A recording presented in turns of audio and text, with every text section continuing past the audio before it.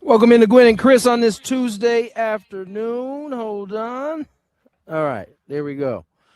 Tony Gwynn Jr., Chris Ello, Matt Scraby. I am here at Coors Field.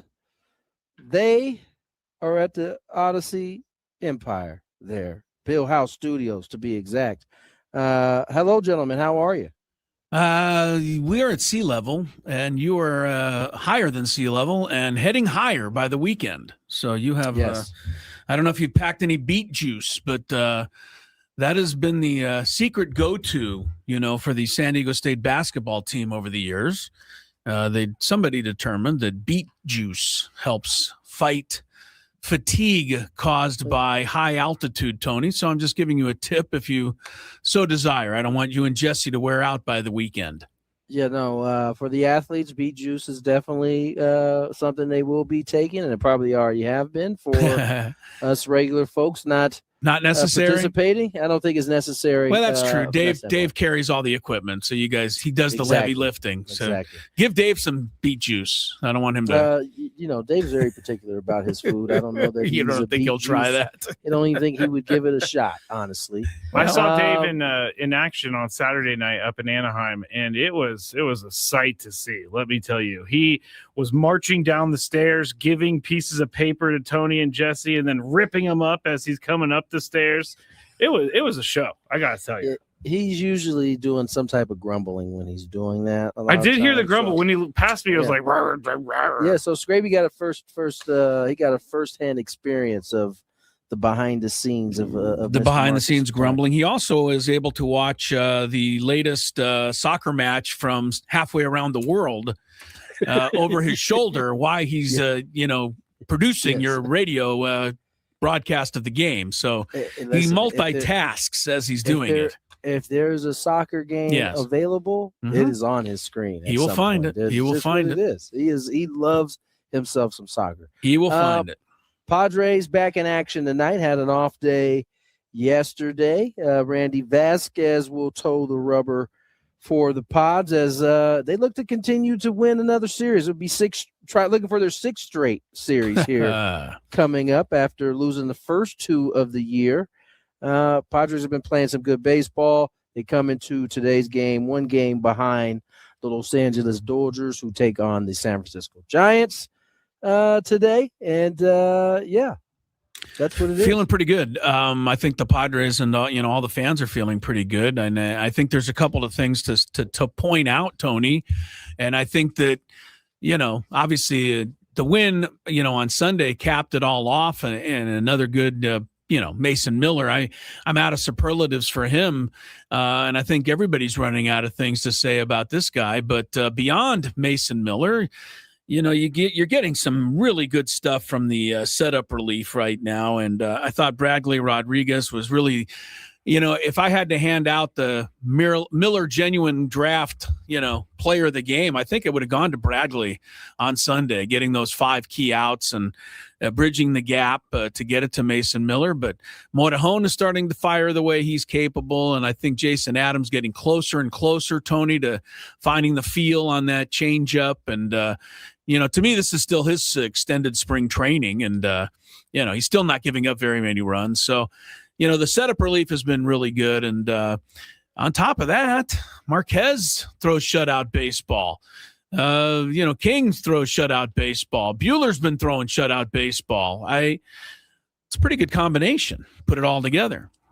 Yeah, man. The Padres pitching has stepped up. Even in the absence of Pivetta, they have found ways to stay in ball games. And I think Marquez has been really good last couple times out. Walker's been really good the last couple times out. Michael King, I don't even think we've seen the best of Michael King. He has been, I would say, a B- outside of the first start, but has navigated a start like the last one where he gives up no runs despite not having his best command of stuff.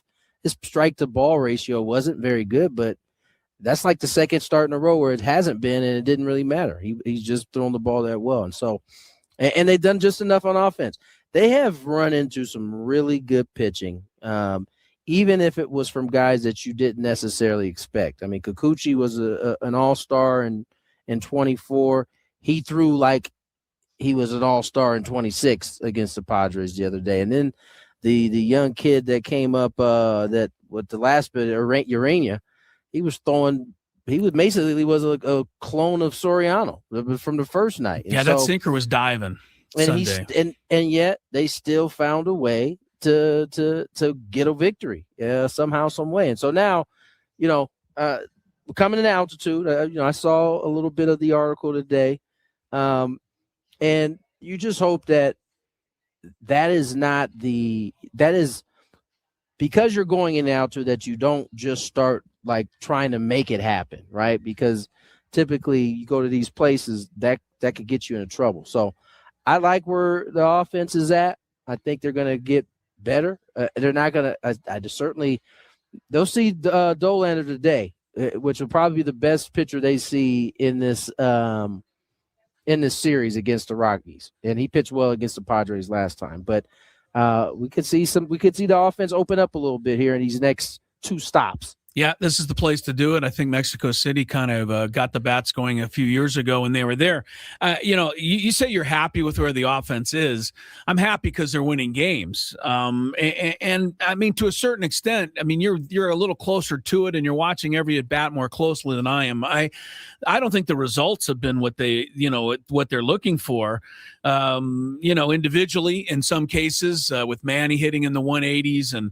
It's hard to be critical of Fernando. He continues to hit the ball hard into bad luck. So I'm going to leave him out of this. But Jake Cronenworth hitting in the 140s, that's unacceptable to Jake, I'm sure. And we expect more. And I know he does. Jackson Merrill's at 221.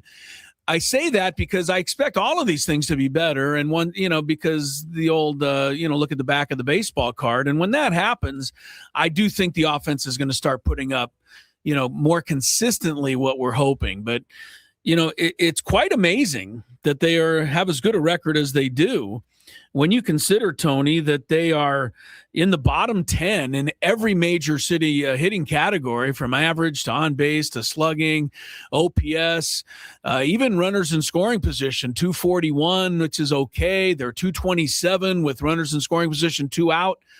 There isn't anything that's jumping out to tell you, they're last in home runs now in Major League Baseball, other than the first Rockies series. They haven't really hit very many of those.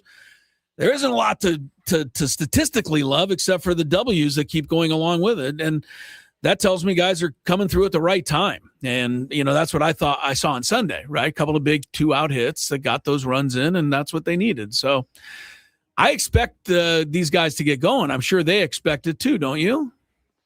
I'm sure. I'm sure. I think the numbers don't necessarily tell the story. So, as you get beyond a month in the season, and you start getting into the thick of the season, I think the offense will eventually show where they're supposed to be overall. And as long as they're winning, there's no real beef to it.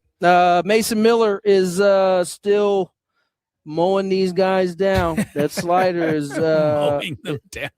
is pretty devastating. And even on days where he is may walk a guy or give up a hit, crazy that he actually gave up a hit, it feels like he's been dominant. He's been dominant all year long too. Well, it's stretching back even to last year, Tony. We looked it up yesterday. He is now going on 31 consecutive appearances with the Padres without allowing a single run. I know it's 32 and 2/3 innings, which ties Clay Meredith's all-time record for a Padre. But to me, more impressive than that is, going out to the mound 31 times and coming out and off the mound without having allowed, anything. And I mean, like this year, 2 hits, 2 walks, 4 base runners the entire year. I don't know how else to keep describing what this guy is doing, but he's making major league hitters look like minor leaguers. I think it was Grissom the other day in the 9th inning came out up there, and Mason Miller threw him a slider, and Grissom backed out of the way like he was going to get hit in the head. Problem was, it was a strike. Like, it was, I mean, and then he flailed it too and went and sat down. Now, you're not supposed to make major league hitters look like this almost every single time, but he is. Fabulous. I love it. I hope it goes on forever, because if it does, he's going to have to win the Cy Young award that I predicted for him. So I have a little stake in this. I assume, Scraper, you pulled these numbers up right here. These Clay Meredith record numbers. Is that what you got? The text, yeah, that's from Kevin Acey's newsletter. Says Mason could tie Clay Meredith record. I don't know if you guys remember Clay Meredith, who's a teammate of mine. Miller again nailed down the save in a tense 2-1 victory over the Angels on Sunday, extending his remarkable scoreless streak to 32 2/3 innings. He's one inning shy of Clay Meredith's Padre record set in 2006. I don't remember. How do you feel about this? As good as Clay Meredith, he probably feels pretty good about it because he's getting mentioned again. Who's thought of old Clay Meredith in a while? All records are made to be broken. That is true. So that is true. I don't remember that incredible of a streak for Clay Meredith. So good on him that he holds the record. But I think Mason Miller's about ready to make it disappear. Let's slide away, get to break. More Gwynn and Chris on the other side. I mean, you got some more hearing from Mr. Vrabel for the first time today. We got a daily Gambit a little later on. Big Five, all your favorites coming up. More Gwynn and Chris. For the most in-depth.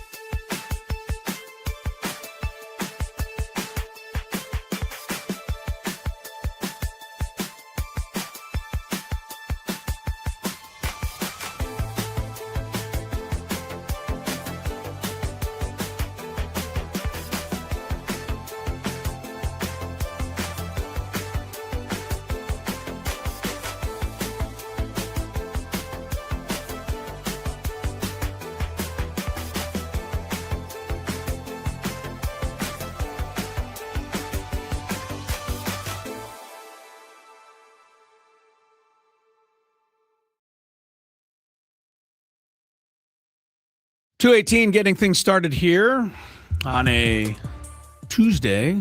Tony Gwynn Jr. is in Colorado. That's where the Padres are. They started a 3-game set with the Rockies. Rockies got blasted last night, 12-3 by the Dodgers, but Rockies actually took 2 games in that series. So as we said when they were in San Diego, despite the Padres sweeping them, Rockies appear to be much improved this year. Jimmy Herget is going to start again today as the opener for Colorado. I believe it's already the 3rd time he's started against the Padres this season. But as Tony mentioned, we'll see mostly Chase Dollander tonight, who can be pretty good, pretty tough young right-hander for the Rocks, and Vasquez, who's pitched great for the Padres, coming off actually for him not a great start his last time out. Everything is good for the Padres except for the new ownership. Jose Feliciano, Kwanzaa Jones might be hurting a bit, guys. Saw that Chelsea was blanked today by Brighton 3-0. You scared me. And, sorry. You scared me. I thought that something fell through. Oh, no, nothing fell through. They're fine here. But they may not be, as chipper a mood when they come out here to make the big announcement. Their Chelsea squad has now lost 7 of its last 8 matches over there in the Premier League. So they'll have to deal with that. Well, it's because he's focused on the Padres. Right. So. He's switched over to the Padres. Yeah, he doesn't pay attention to Chelsea anymore. Tony's just shaking his head like, yep, that's it. That's going to really matter, huh, Tony? Yeah, no, I don't think anybody cares about Chelsea, honestly, other than the fact that. Well, they do. They own the team. Don't you think they must care about their own squad?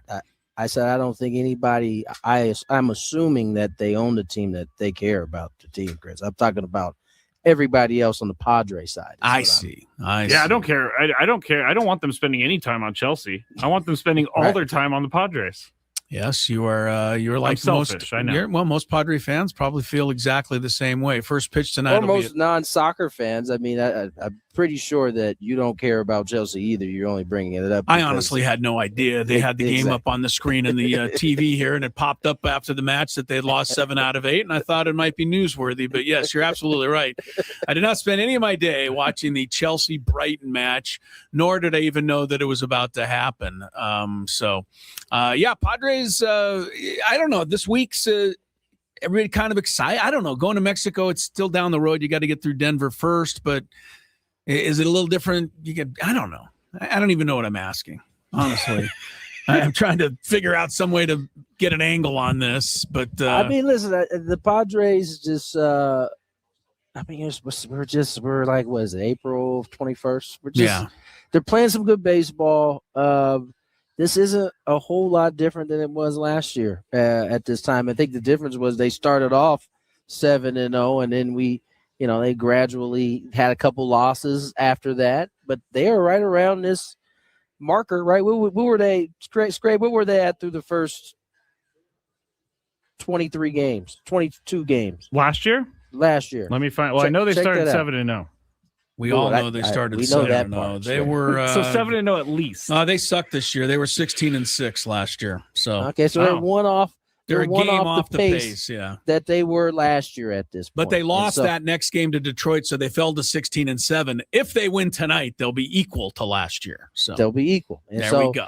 We had all of the concerns through the first, what was that, 6 or 7?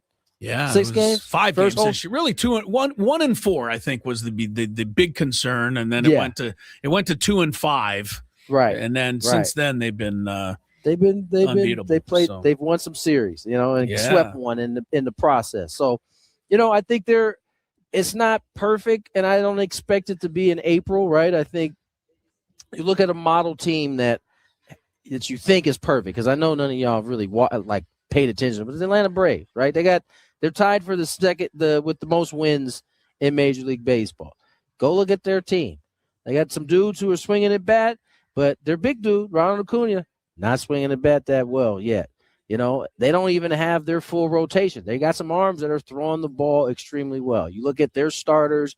You look at their offensive players. Probably, Olsen. I'm thinking off the top of my head. Michael Harris the second, having a terrific start. Ozzie Albies, terrific start. and they're one game ahead of where the Padres are without Manny, Toddy, Crone, all playing well, but they're still finding ways to win. I value that in April. As we get deeper into the summer, of course, you want your big dogs to eat and do what they do, because that ultimately only makes the team better and, allows for some of the things that the Padres can be at their best when those guys are rolling. They're not there right now, and they're winning games, so they got time. Yeah, it's good news. You mentioned the Braves. I mean, Acuna got hit twice on the hand, once for sure on the hand, but twice overall. X-rays are negative last night, but he may miss a little time even with that. Spencer Strider hasn't pitched yet. They're hoping he comes back in May.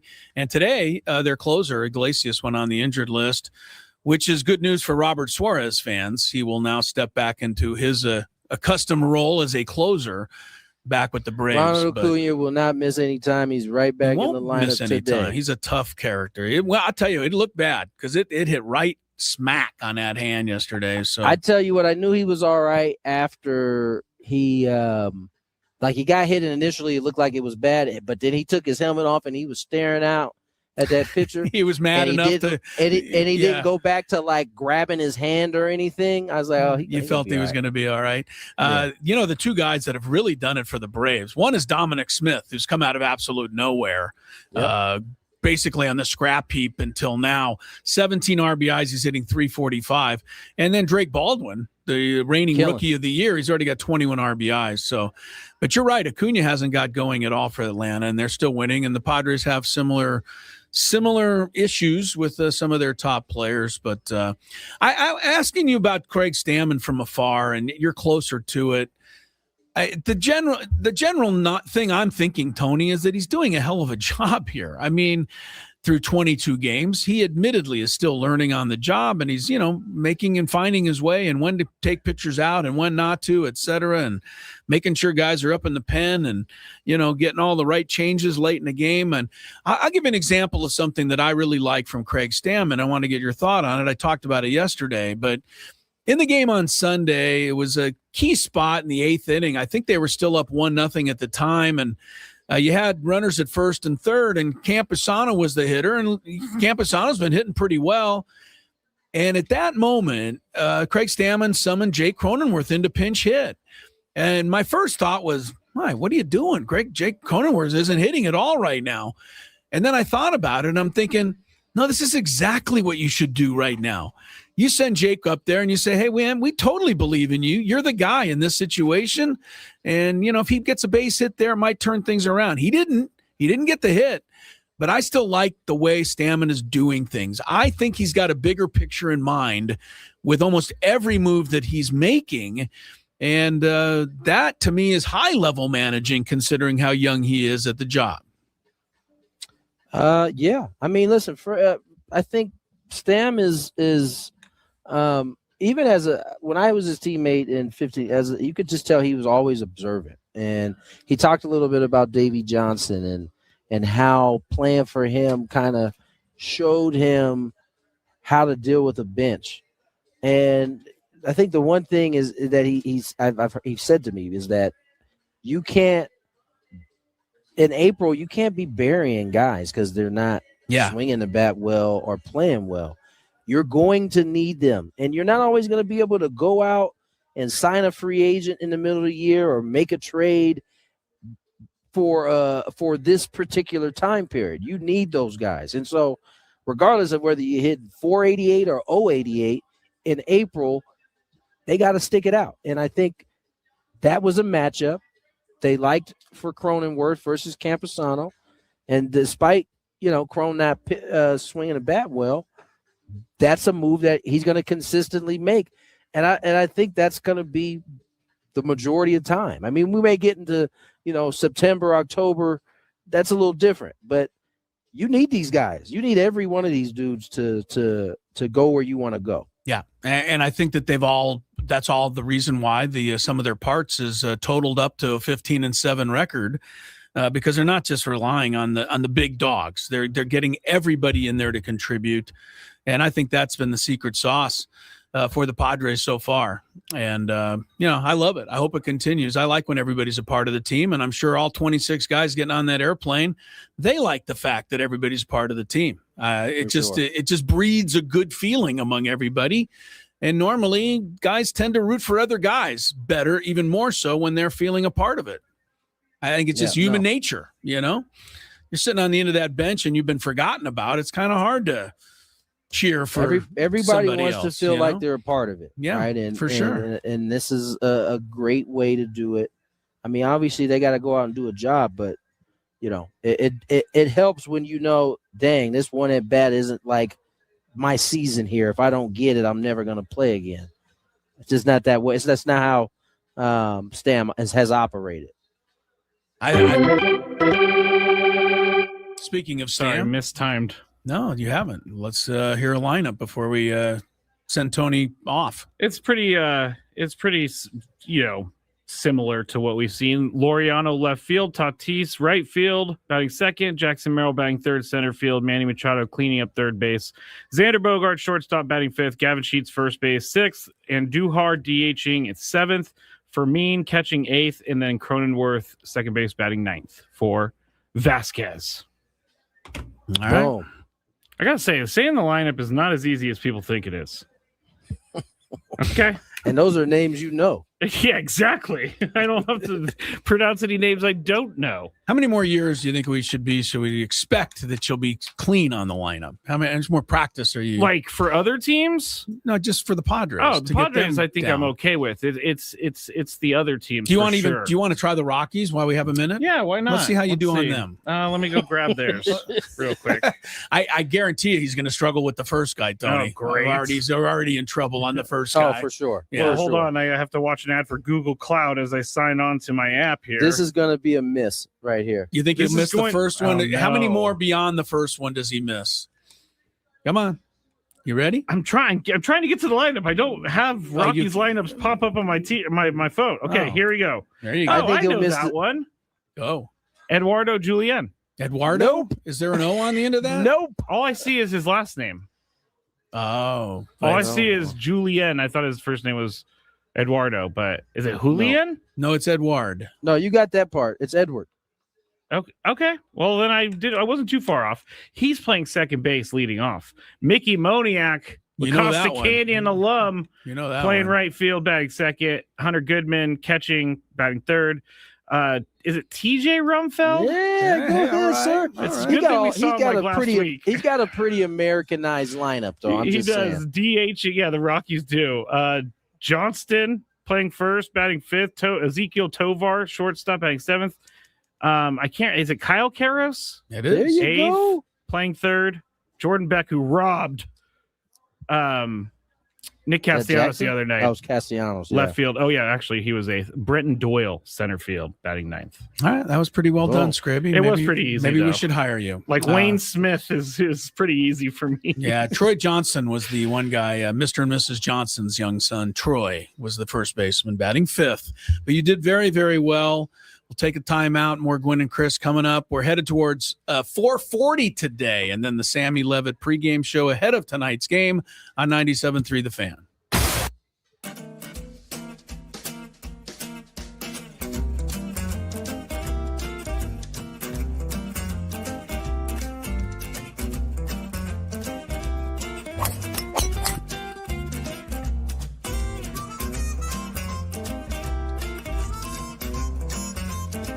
These things, it even tells you, hey, there's a canyon over here. Don't hit it here. Scraby from about 45 feet. His caddy tells him to play it a little to the right. He's been playing well so far today. Fourth hole. Nice smooth delivery. Hit it too hard.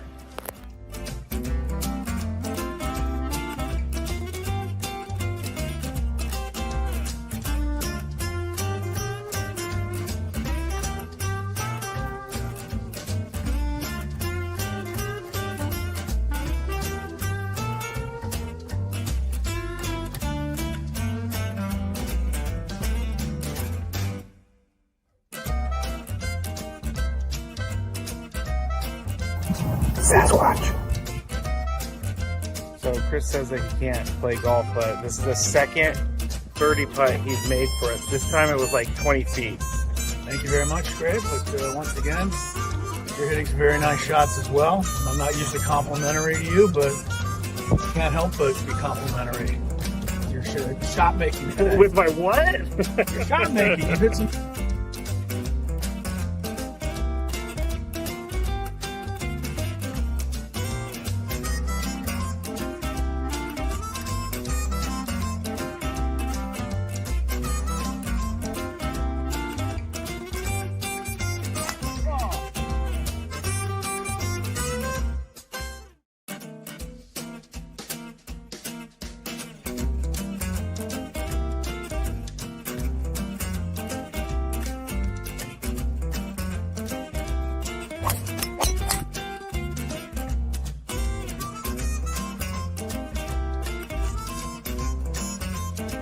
These things. It even tells you, hey, there's a canyon over here. Don't hit it here. Scraby from about 45 feet. His caddy tells him to play it a little to the right. He's been playing well so far today. Fourth hole. Nice smooth delivery. Hit it too hard.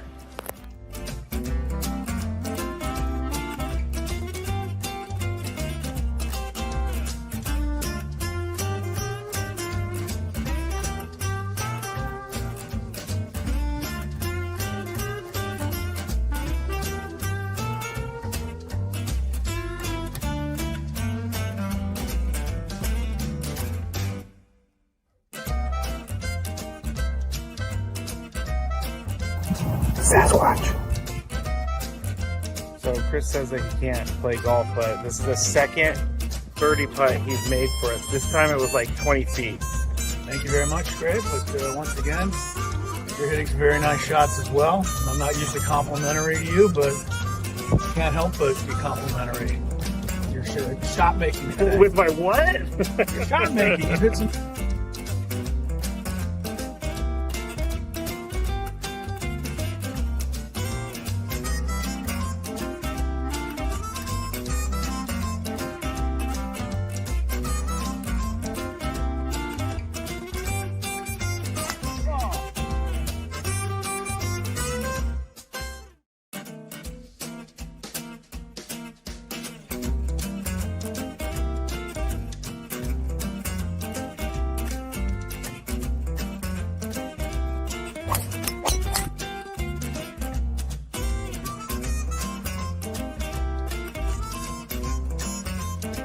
These things. It even tells you, hey, there's a canyon over here. Don't hit it here. Scraby from about 45 feet. His caddy tells him to play it a little to the right. He's been playing well so far today. Fourth hole. Nice smooth delivery. Hit it too hard.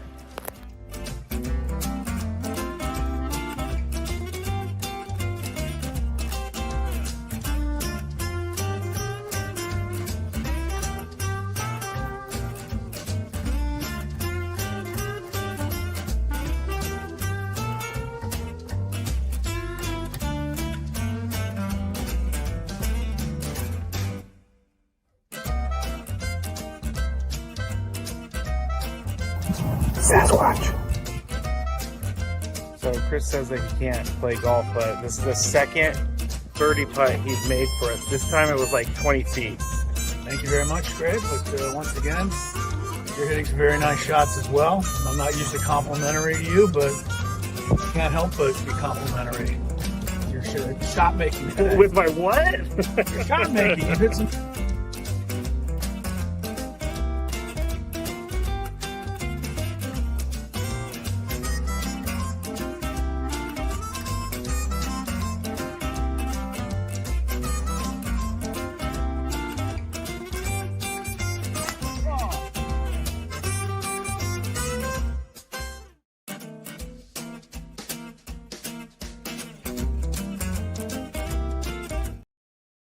Gwynn and Chris.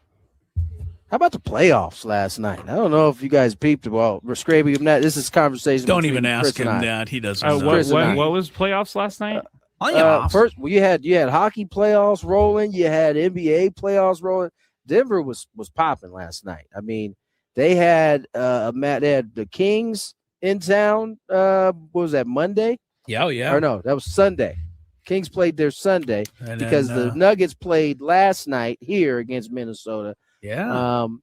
They got a lot going on. They're big Dodgers were here too. The Dodgers are there playing last night. A lot happening. The Nuggets game, by the way, was really, look, I saw 2 games last night in the NBA playoffs, and I told you that despite all of the whining and complaining that I and most everybody else has been doing about the NBA all season, when they get to the playoffs, I really enjoy it. And to me, this is what the league can be. When you see 2 teams competing at the level that they are. I mean, Denver and Minnesota, man, these teams, kind of don't like each other. I'm about to say, and they don't like each other. They've been playing, they've met in the playoffs, and I think I read somewhere where they played more games against each other the last 2 or 3 years than any other matchup in all of the NBA. And it's like 15-15. So, they kind of get the best of each other. Rudy Gobert was pissed off that he didn't win the Defensive Player of the Year. He went out and, muscled up Jokic and, caused him to miss at least a couple of shots down there at the end. And, Ant-Man was on fire. I really enjoy watching Ant-Man. I've been on my soapbox about SGA, and I'll leave him out of it for the moment. But I love when Ant-Man goes to the basket and he gets hit.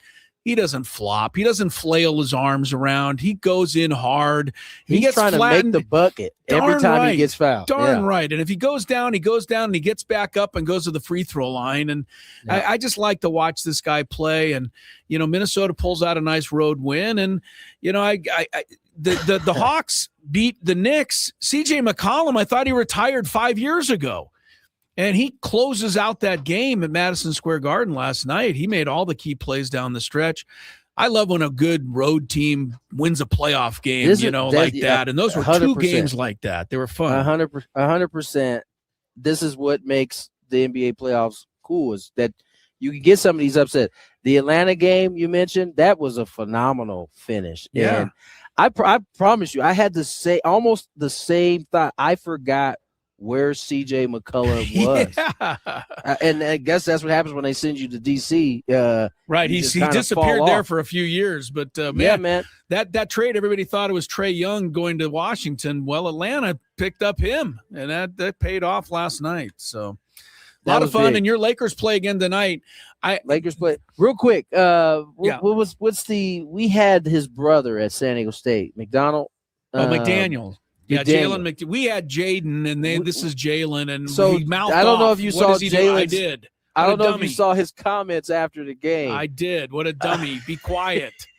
God, these guys are stupid, Tony. Hey, but that's on par for Jalen. He makes, that's just kind of what you get with him talking in front of mics. He was going to say that if they lost that game, he would have been saying that. So really stupid. Just thought, if you missed what he said that none of the Denver players can play any defense at all. You got 5 more games against these guys. They asked him what did they do to make the comeback, because they were down 19 at one. He said, we attacked every man that can't guard, and he pretty much named the whole roster after that point. And so I just thought I love playoff basketball because you get this kind of banter. And if he goes out and backs it up, it's only going to be more fuel for that Minnesota team that they talk the talk, and now they got to go out and walk the walk. I'll tell you one thing Jalen McDaniels ought to start doing is making some open shots. They weren't really – he talks about they have no defense. Maybe he doesn't think they do, because I don't think they were bothering to guard him. They wanted him to take shots. Yeah, he's not out there to make shots, though. He's out there to guard. I understand that, but that's why he doesn't. Nobody's guarding him, and so they give him the ball. He's missing some shots, but it was a fun game. I like when the road team wins like that. The series kind of gets cranked up, and your game the other day was incredible. Houston took 93 shots. The Lakers took 66, and the Lakers still won. Yeah. It's because they shot 61%. Everybody, at least the starting five, man, they all had great games. And that's what it's going to take. Everybody thinks LeBron's going to have to win it by himself. I was just getting ready to say that. That's absurd. I think they thought it was going to look like right. Luka looks when he's out there being the conductor. Yeah. That's not really what it was. LeBron got everybody involved. I think the whole starting five made the first 8 shots were to everybody not named LeBron James. And what he understood was that they're going to win this series, especially without those other 2 guys. Yeah. All of those guys need to be involved offensively because it only makes them sit down and bear down defensively. And that's where they pretty dominated that Houston team was defensively. They took all those shots. They couldn't make none of them.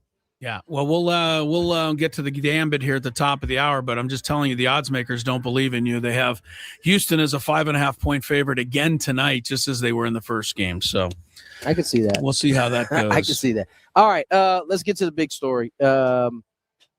I don't know why I almost threw Diana Taurasi. That is not. Oh no! Please don't get her involved. Wait, the WNBA player? Don't get Diana Taurasi involved. No. Yeah, she's just minding her own business over here. Mike Vrabel. Yeah, made his statement. Long-awaited appearance. Yes. If you've been under a rock, you missed out on the Diana Rossini and Mike Vrabel. I don't even. What are we calling it? Let's just say controversy. It's Sedona Be Gate. Done with that. Sedona Gate. Sedona Gate. Go. We'll go with Sedona Gate. We had pretty much heard from.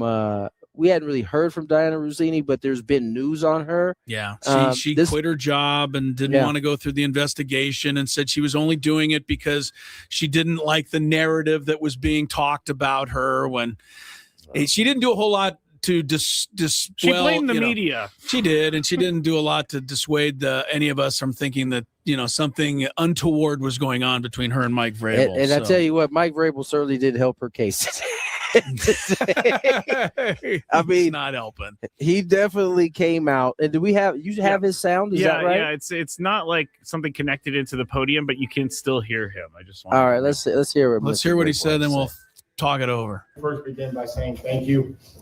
Thank you for your patience that you've shown in a personal and private matter for me and obviously everybody involved.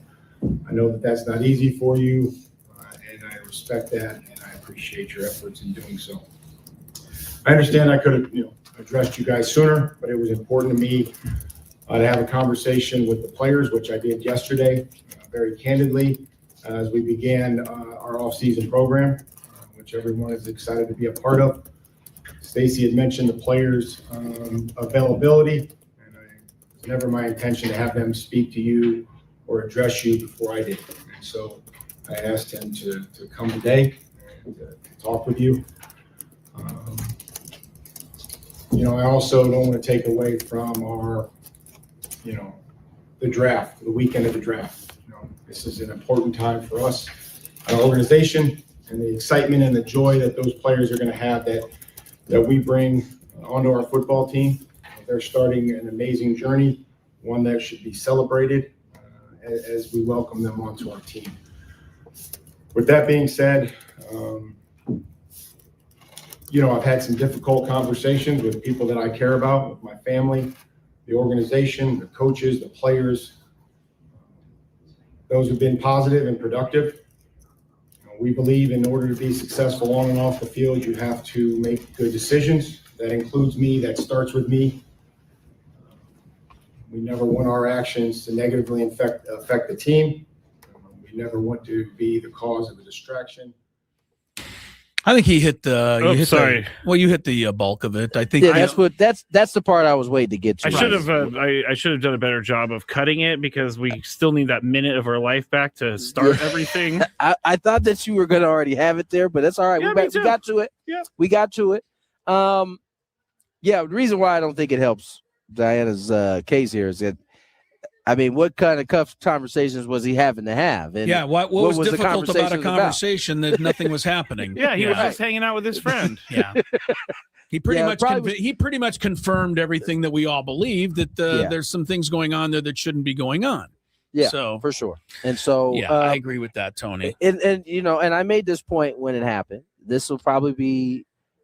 We won't be talking about this very much longer as it pertains to Mike Vrabel. He got it out there. I wouldn't doubt if within the next, I don't know, 2 or 3 times we see him, we will no longer be having the discussion about the what'd you call it? Sedona Gate. Yeah, I think you're right, Tony. I think, and he finally, you know, it took him this long. He said, I think it took him this long because I don't think he really knew quite the best way to handle it. And I think he finally maybe got something that sounded okay to him and something that he felt like he could come forward with because he had to address, you know, anything that, you know, his discussion, he's married. So he had to discuss that even in a roundabout way by saying I had some difficult discussions with my family. Okay. So at least he touched on it. He had to discuss the fact that it was, you know, taking away from the New England Patriots as a franchise. And he discussed that. And he said, it's, you know, you got to make better decisions. And it starts with me. So he admitted he made a bad decision. So what could you ask him the next time you see him? There's nothing left. He kind of hit on everything. And so, yeah, this will I got a question for him. What else would you want to know? Why did you throw Diana Rossini under the bus? Oh, that might be a question you can ask. And then you can duck after you ask that. I'm not going to duck. It's a fair question. It's an extremely fair question. And listen, it's a tale of 2 different ways to handle it.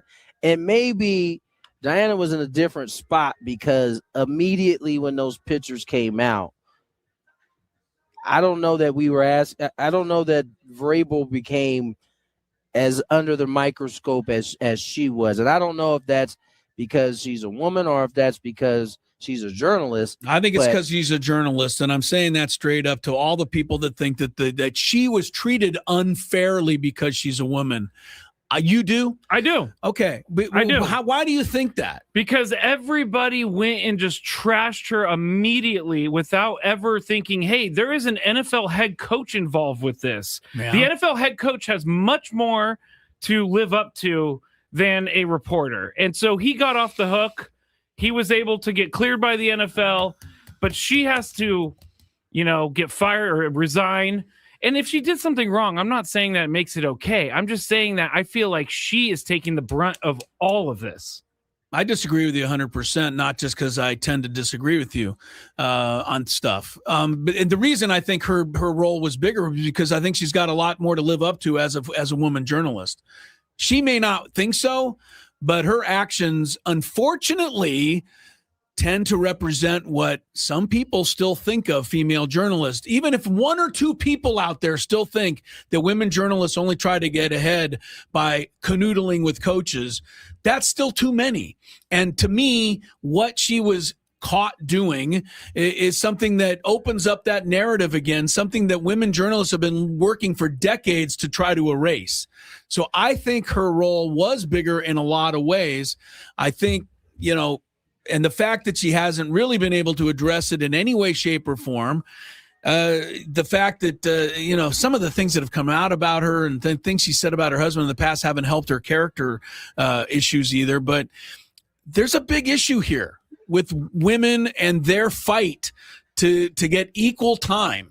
Is covering it male responsibility sports. Though to have to cow to what the masses and the male masses are thinking about him, even though it probably wasn't true from the very beginning? I mean, I don't know that I would want my daughter to have to live up to this idea that she, even though that it's far from her character, right? That she has to live up to this idea that, or she has to live with the responsibility of having to, I don't know, acquiesce to thoughts that, you know, as you said, maybe 1 or 2 people may have, or the idea that, you know, I don't know. I just don't think that should be her responsibility. I certainly don't think she played a bigger. I certainly don't think she played a bigger role. I think they played equal role. in this. Yeah, you're right. It takes two to tango. I think what you said, Tony, is right. I don't think women should have to carry any of the extra burden or the extra proof that they're just getting their job done out there and fighting in a fair way to get the story sometimes. But I do think that, unfortunately, that is still the way many people want to believe it works. And I don't agree with it. I don't like it. So many women journalists. I know so many. They've all worked their butts off, and I respect each and every one of them for what they do. Diana Rossini, I think, maybe set it back a tad. I think that's. You think that's overdoing it? If she set it back a tad, shame on us. Not. Yeah. Maybe. I don't think. No, I know. Maybe it's. I don't want my daughters to grow up in a world in which they got to have the responsibility of taking on something that they never created and wasn't true from the beginning. I don't think that should be their responsibility. But listen, Diana Rossini, clearly made a mistake here, and I think, like Gravy said, she's paying for it more than Vrabel was, and maybe that's just the way the cookie crumbles. But there ain't no doubt that she's paid a bigger price than Mike Vrabel. I think no one can argue that. I think she also didn't do herself any favors when she came out with a statement, and that's why Vrabel was a little bit, more smart, I guess, to wait a little bit until he could get his thoughts underway. In terms of Vrabel, I completely understand why he took his time, because ultimately, I mean, he cares about his marriage. And the last thing he wants to do is get on the podium and embarrass his wife any more than he's already embarrassed her. So I can totally understand why he took his time to come up with the statement that he came up with. It wasn't a very deep statement. I don't think it needed to be, though. He basically said what he needed to say, and it, I don't know, in a roundabout way, admitted that there was some wrongdoing on his part. He did say, "I did something this offseason I'm deeply ashamed of." There you go. So, I thought he said the whole matter was laughable. he did in the beginning. They did. It's not so laughable anymore. And that's the cold part. That's the cold part. They had a joint statement, or I don't know if it was joint, but they both came out and said something immediately after it happened. Yeah. And now the stories have diverged Which in different friends ways. totally do. They come out with joint statements about Sedona Gate. Let's get to break. 3 o'clock hour on the other side. A little daily Gambit coming your way. Think you can outsmart me? All right, it's time for the Beaver Nuggets. So the story is somehow Buc-ee's got brought up. I think Frank brought it up. Yes. And it's a rest stop / mall / entertainment zone, super center. And someone said on the chat yesterday that they have like 100. They went to one with like 100 gas pumps, which is a lot, I guess. But while we were talking about this, Sam Levitt was in New York listening, and he goes, "Put me on, put me on, put me on." And so we put him on, and he's talking about how much he loves Buc-ee's. And so we got into the conversation, and it ended up being about the Beaver Nuggets. And so I had to order them because I find the name Beaver Nuggets very gross. I find it gross. But we're going to go with this. It's kind of like a Cheeto / a corn pop. It's like a cheese doodle. A cheese doodle. And we're going to eat them right now. I don't think these are bad, but here we go.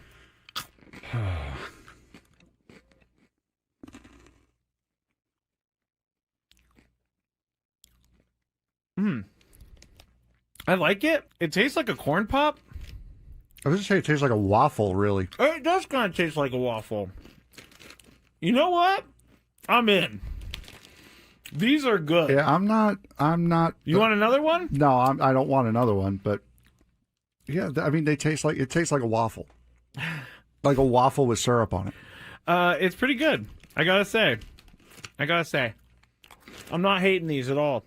Actually, they're very good. I like this. The waffle is a perfect explanation. If you've ever had, I'm sorry, I'm talking on the microphone with food in my mouth. But if you've ever had a what is it? A Lay's potato chip that's waffle flavor. It's kind of like that. Sad Fryer says, "Are they cheesy?" No, they're not cheesy at all. Actually, they're sweet. No, it's it's like a hard waffle with syrup on it, with dried encrusted syrup on it. Now, I don't exactly know what the puff is. It could be just fake something. Most likely. I mean, it's like caramel a little bit too. All right, I gotta stop eating these because I will eat the whole bag. I love these things. I'm gonna leave them here though because I will eat this if I go home. It's just gonna be a bunch of beaver nuggets in my bed as I sleepwalk or something like that. All right, it's time for the beaver nuggets. So the story is somehow Buc-ee's got brought up. I think Frank brought it up. Yes. And it's a rest stop / mall / entertainment zone, super center. And someone said on the chat yesterday that they have like 100. They went to one with like 100 gas pumps, which is a lot, I guess. But while we were talking about this, Sam Levitt was in New York listening, and he goes, "Put me on, put me on, put me on." And so we put him on, and he's talking about how much he loves Buc-ee's. And so we got into the conversation, and it ended up being about the beaver nuggets. And so I had to order them because I find the name Beaver Nuggets very gross. I find it gross. But we're going to go with this. It's kind of like a Cheeto / a corn pop. It's like a cheese doodle. A cheese doodle. And we're going to eat them right now. I don't think these are bad, but here we go.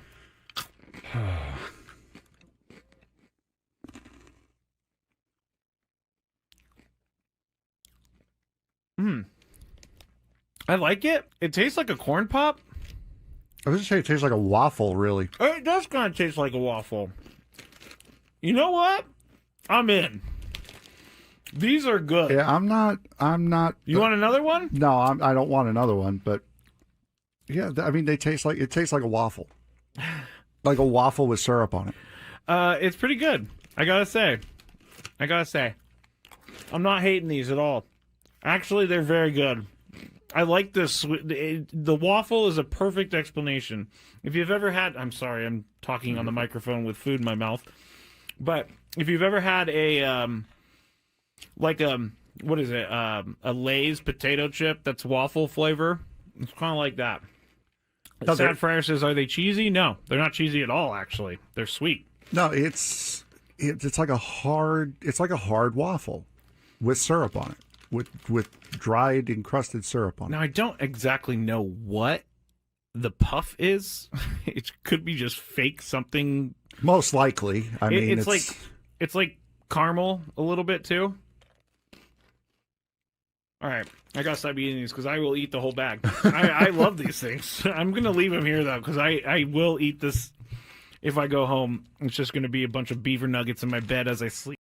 At 3 o'clock, getting into it here on Gwynn and Chris Crisello. Tony Gwynn Jr. getting set now for the broadcast with Jesse. He and Jesse Agler have the call from Coors Field in Denver.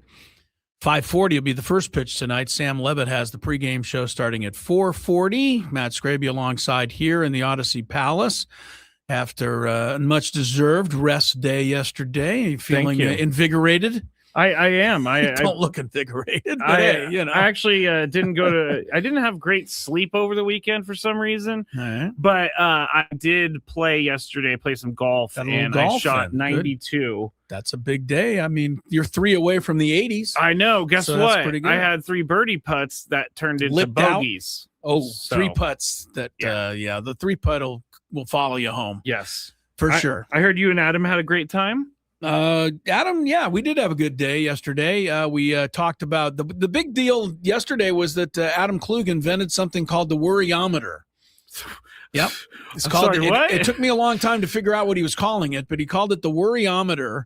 And we did a big segment in the 5 o'clock hour yesterday about how worried we are about the likes of Fernando struggling and Manny struggling. And the Worryometer. The Worryometer. Adam Klug came up with that all by himself. And he even found some music to go along with the segment that sounded like it was made for the Worryometer segment. Wow. I don't even know how he found it. I got to ask him about this. Yes, Are we you'll have to find continuing the Worryometer? Well, I think we can revisit it again, Okay. in another month or so. But we talked about some of the guys and who we're worried about and who we're not. I think, Manny, for example, is not somebody I ever worry about anymore. He's going to end up with the same stats as he always does, or at least I hope.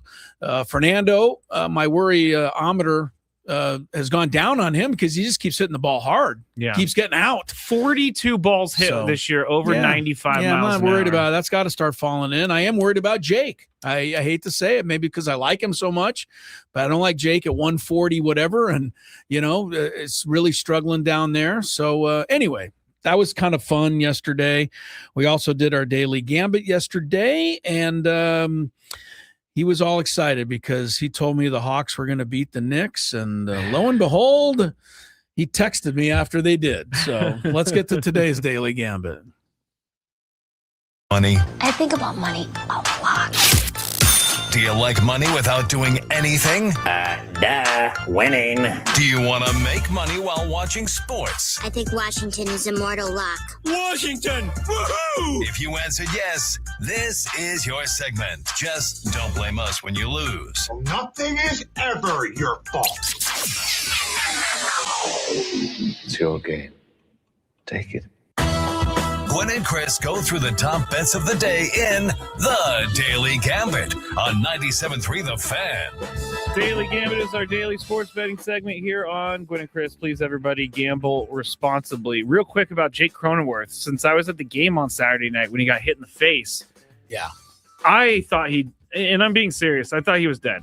Like, not actually dead, but Fortunately, it glanced off the shoulder, I think, before it hit the chin. I heard it hit, though. Yeah. And it was like, thump. That wasn't good. It was not good. So good for him for getting up and being able to stay in that game. That's incredible. I hope this is a big week for him, man. He's got a lot of outfield to work with at Coors Field, and Mexico with the short porches out there. Hopefully Jay can pick it up and get back to a little more confidence. Yes. The one thing that's amazing about him, because I couldn't do it, is he's still going out and playing elite defense. Yes. Even for all the analytic people who think he's not good on defense. Which I'm hoping that they're going to change their mind at some point.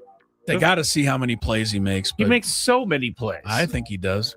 It's funny because he makes plays that Fernando could make, but when Fernando makes those plays, everybody freaks out. And Jake makes those plays, it's like, whatever. Yeah. Fernando had another game at second base the other day. Did quite well. Yesterday, I went 7-1 in your absence. That's pretty good.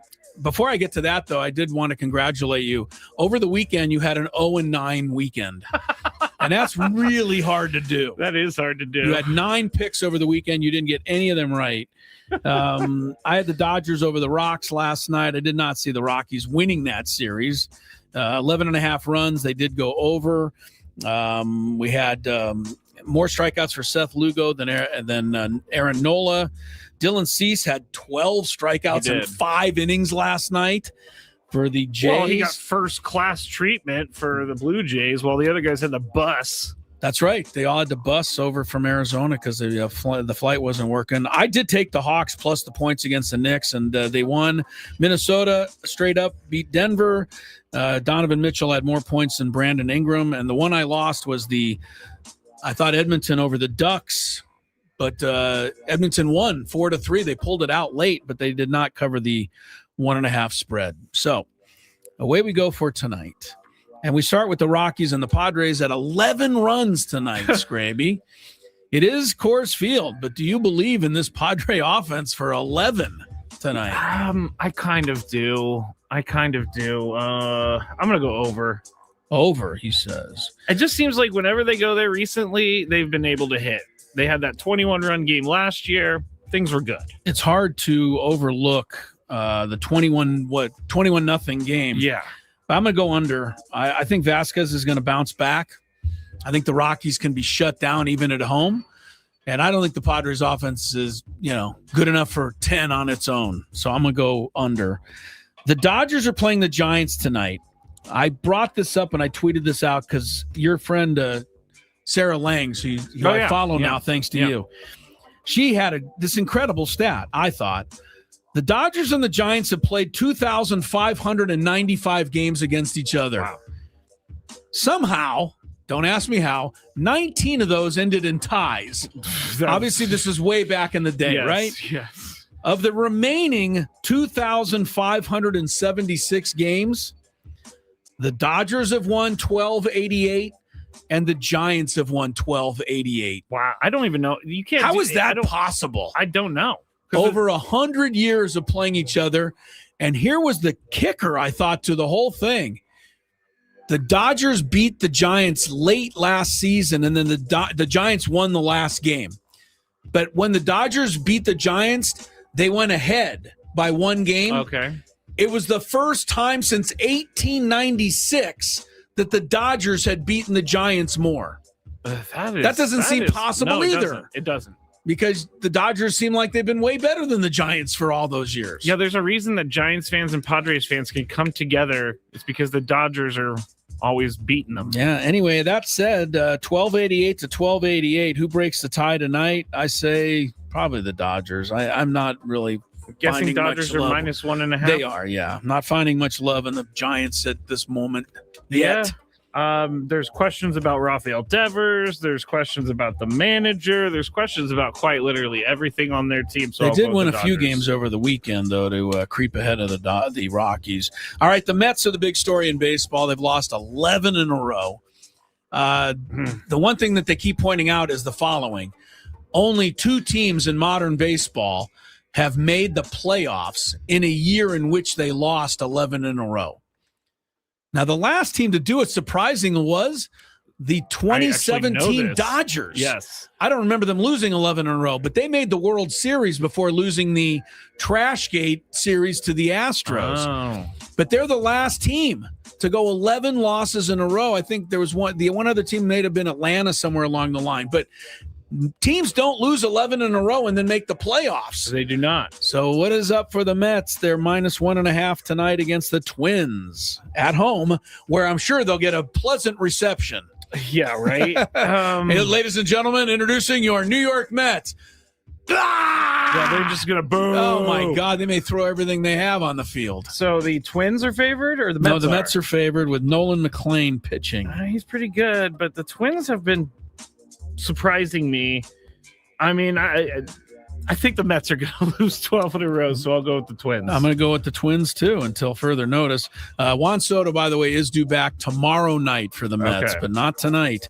All right, into the NBA, the Rockets are still 5.5 over the Lakers, just like they were in Game 1. And I don't know if the Lakers can shoot 61% again, though. That's the thing that concerns me here. 61 is an awful high percentage. There's still a chance that Durant plays. I think it's, everybody's saying game time decision, etc. I'm going to take a shot on the Rockets to even the series. But 5.5 anyway. I'll take Houston. Yeah, I'll Lakers go Lakers get it again? plus 5.5. All right, I don't know if they win. Spurs are 11.5 over Portland. Everybody is just going crazy gaga. Yes, they are. Over Victor Wembanyama. He won the Defensive Player of the Year. He had 35 points in the first game. And I said it yesterday. If you were at a party and Anthony Edwards was there at 6'4", he would look like a freak of nature to you. Imagine that this guy is a whole foot taller than him. I can't imagine that. And he's slithery and can hit three-pointers and slithery. do all of this stuff. And he is very athletic. That's what I mean. Yeah. So Spurs minus 11.5. I like that. They're playing Portland. Spurs won the first game pretty comfortably, if I recall. Yeah, I don't have much faith in the Portlandia team. I'll go Spurs. I'll take Portland. Teams tend to bounce back and keep it closer in game 2. Philadelphia got blown out at Boston. Tonight it's a matchup of Tyrone Maxey and Jaylen Brown. Who scores more? Jaylen Brown will score more than Maxey, I think. Boston they're smelling it again. They're looking like a finals team. I hate to say it. I mean, getting back Jason Tatum halfway, 3/4 of the way through the year is a cheat And then code. when you consider that he ends up being fresh. Yeah, he's a cheat code. Yeah, it is. You going Jaylen Brown also? Or Maxey's scored a ton of points this year. You know what? I'll go with Maxey. Take Maxey. You got it. Luke Kennard. Who are you going with? I went Jaylen Brown. Okay. Luke Kennard was 5 for 5 from 3 in game 1. Do you believe in it again? Over under 15 points for Luke Kennard tonight? Does he come back in game 2 and do it again? No, under. Under, I don't think he will either. And we spoke of Wemby, so we might as well see what he does. 28 points, the over-under. Seems like he'll beat that without even raising his right hand. Or left hand. I think he's right-handed. 28, I'll go over. Yeah, I got to go over too. Yeah. Yeah, there's the picks. Stanley Cup playoffs do continue tonight. Kings are there in Colorado for game 2 against the Avalanche. And Ducks fans, I can feel you today.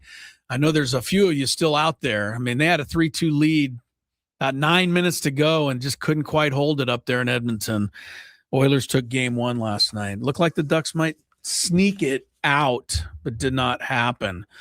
All right. When we come back, we have a few NFL things to discuss. After all, the draft is, 72 hours away? Well, no, you just have to look up the ESPN, Chris. It's 50 hours, 47 minutes, and 8 seconds. That is ridiculous. Or, I'm sorry, 49 hours, 47 minutes, 3 seconds. Now. 2 seconds, 1 second. 49 hours, 47 minutes. And now it's... That's unbelievable. They have a countdown 3 days before it starts? I didn't want to tell you, but it's right there for everybody to see. Well, all right. So I guess we better talk about a little bit of the NFL stuff when we come back, including some news on Mike Tomlin. The great Pittsburgh Steelers coach is back, but maybe not back where you think.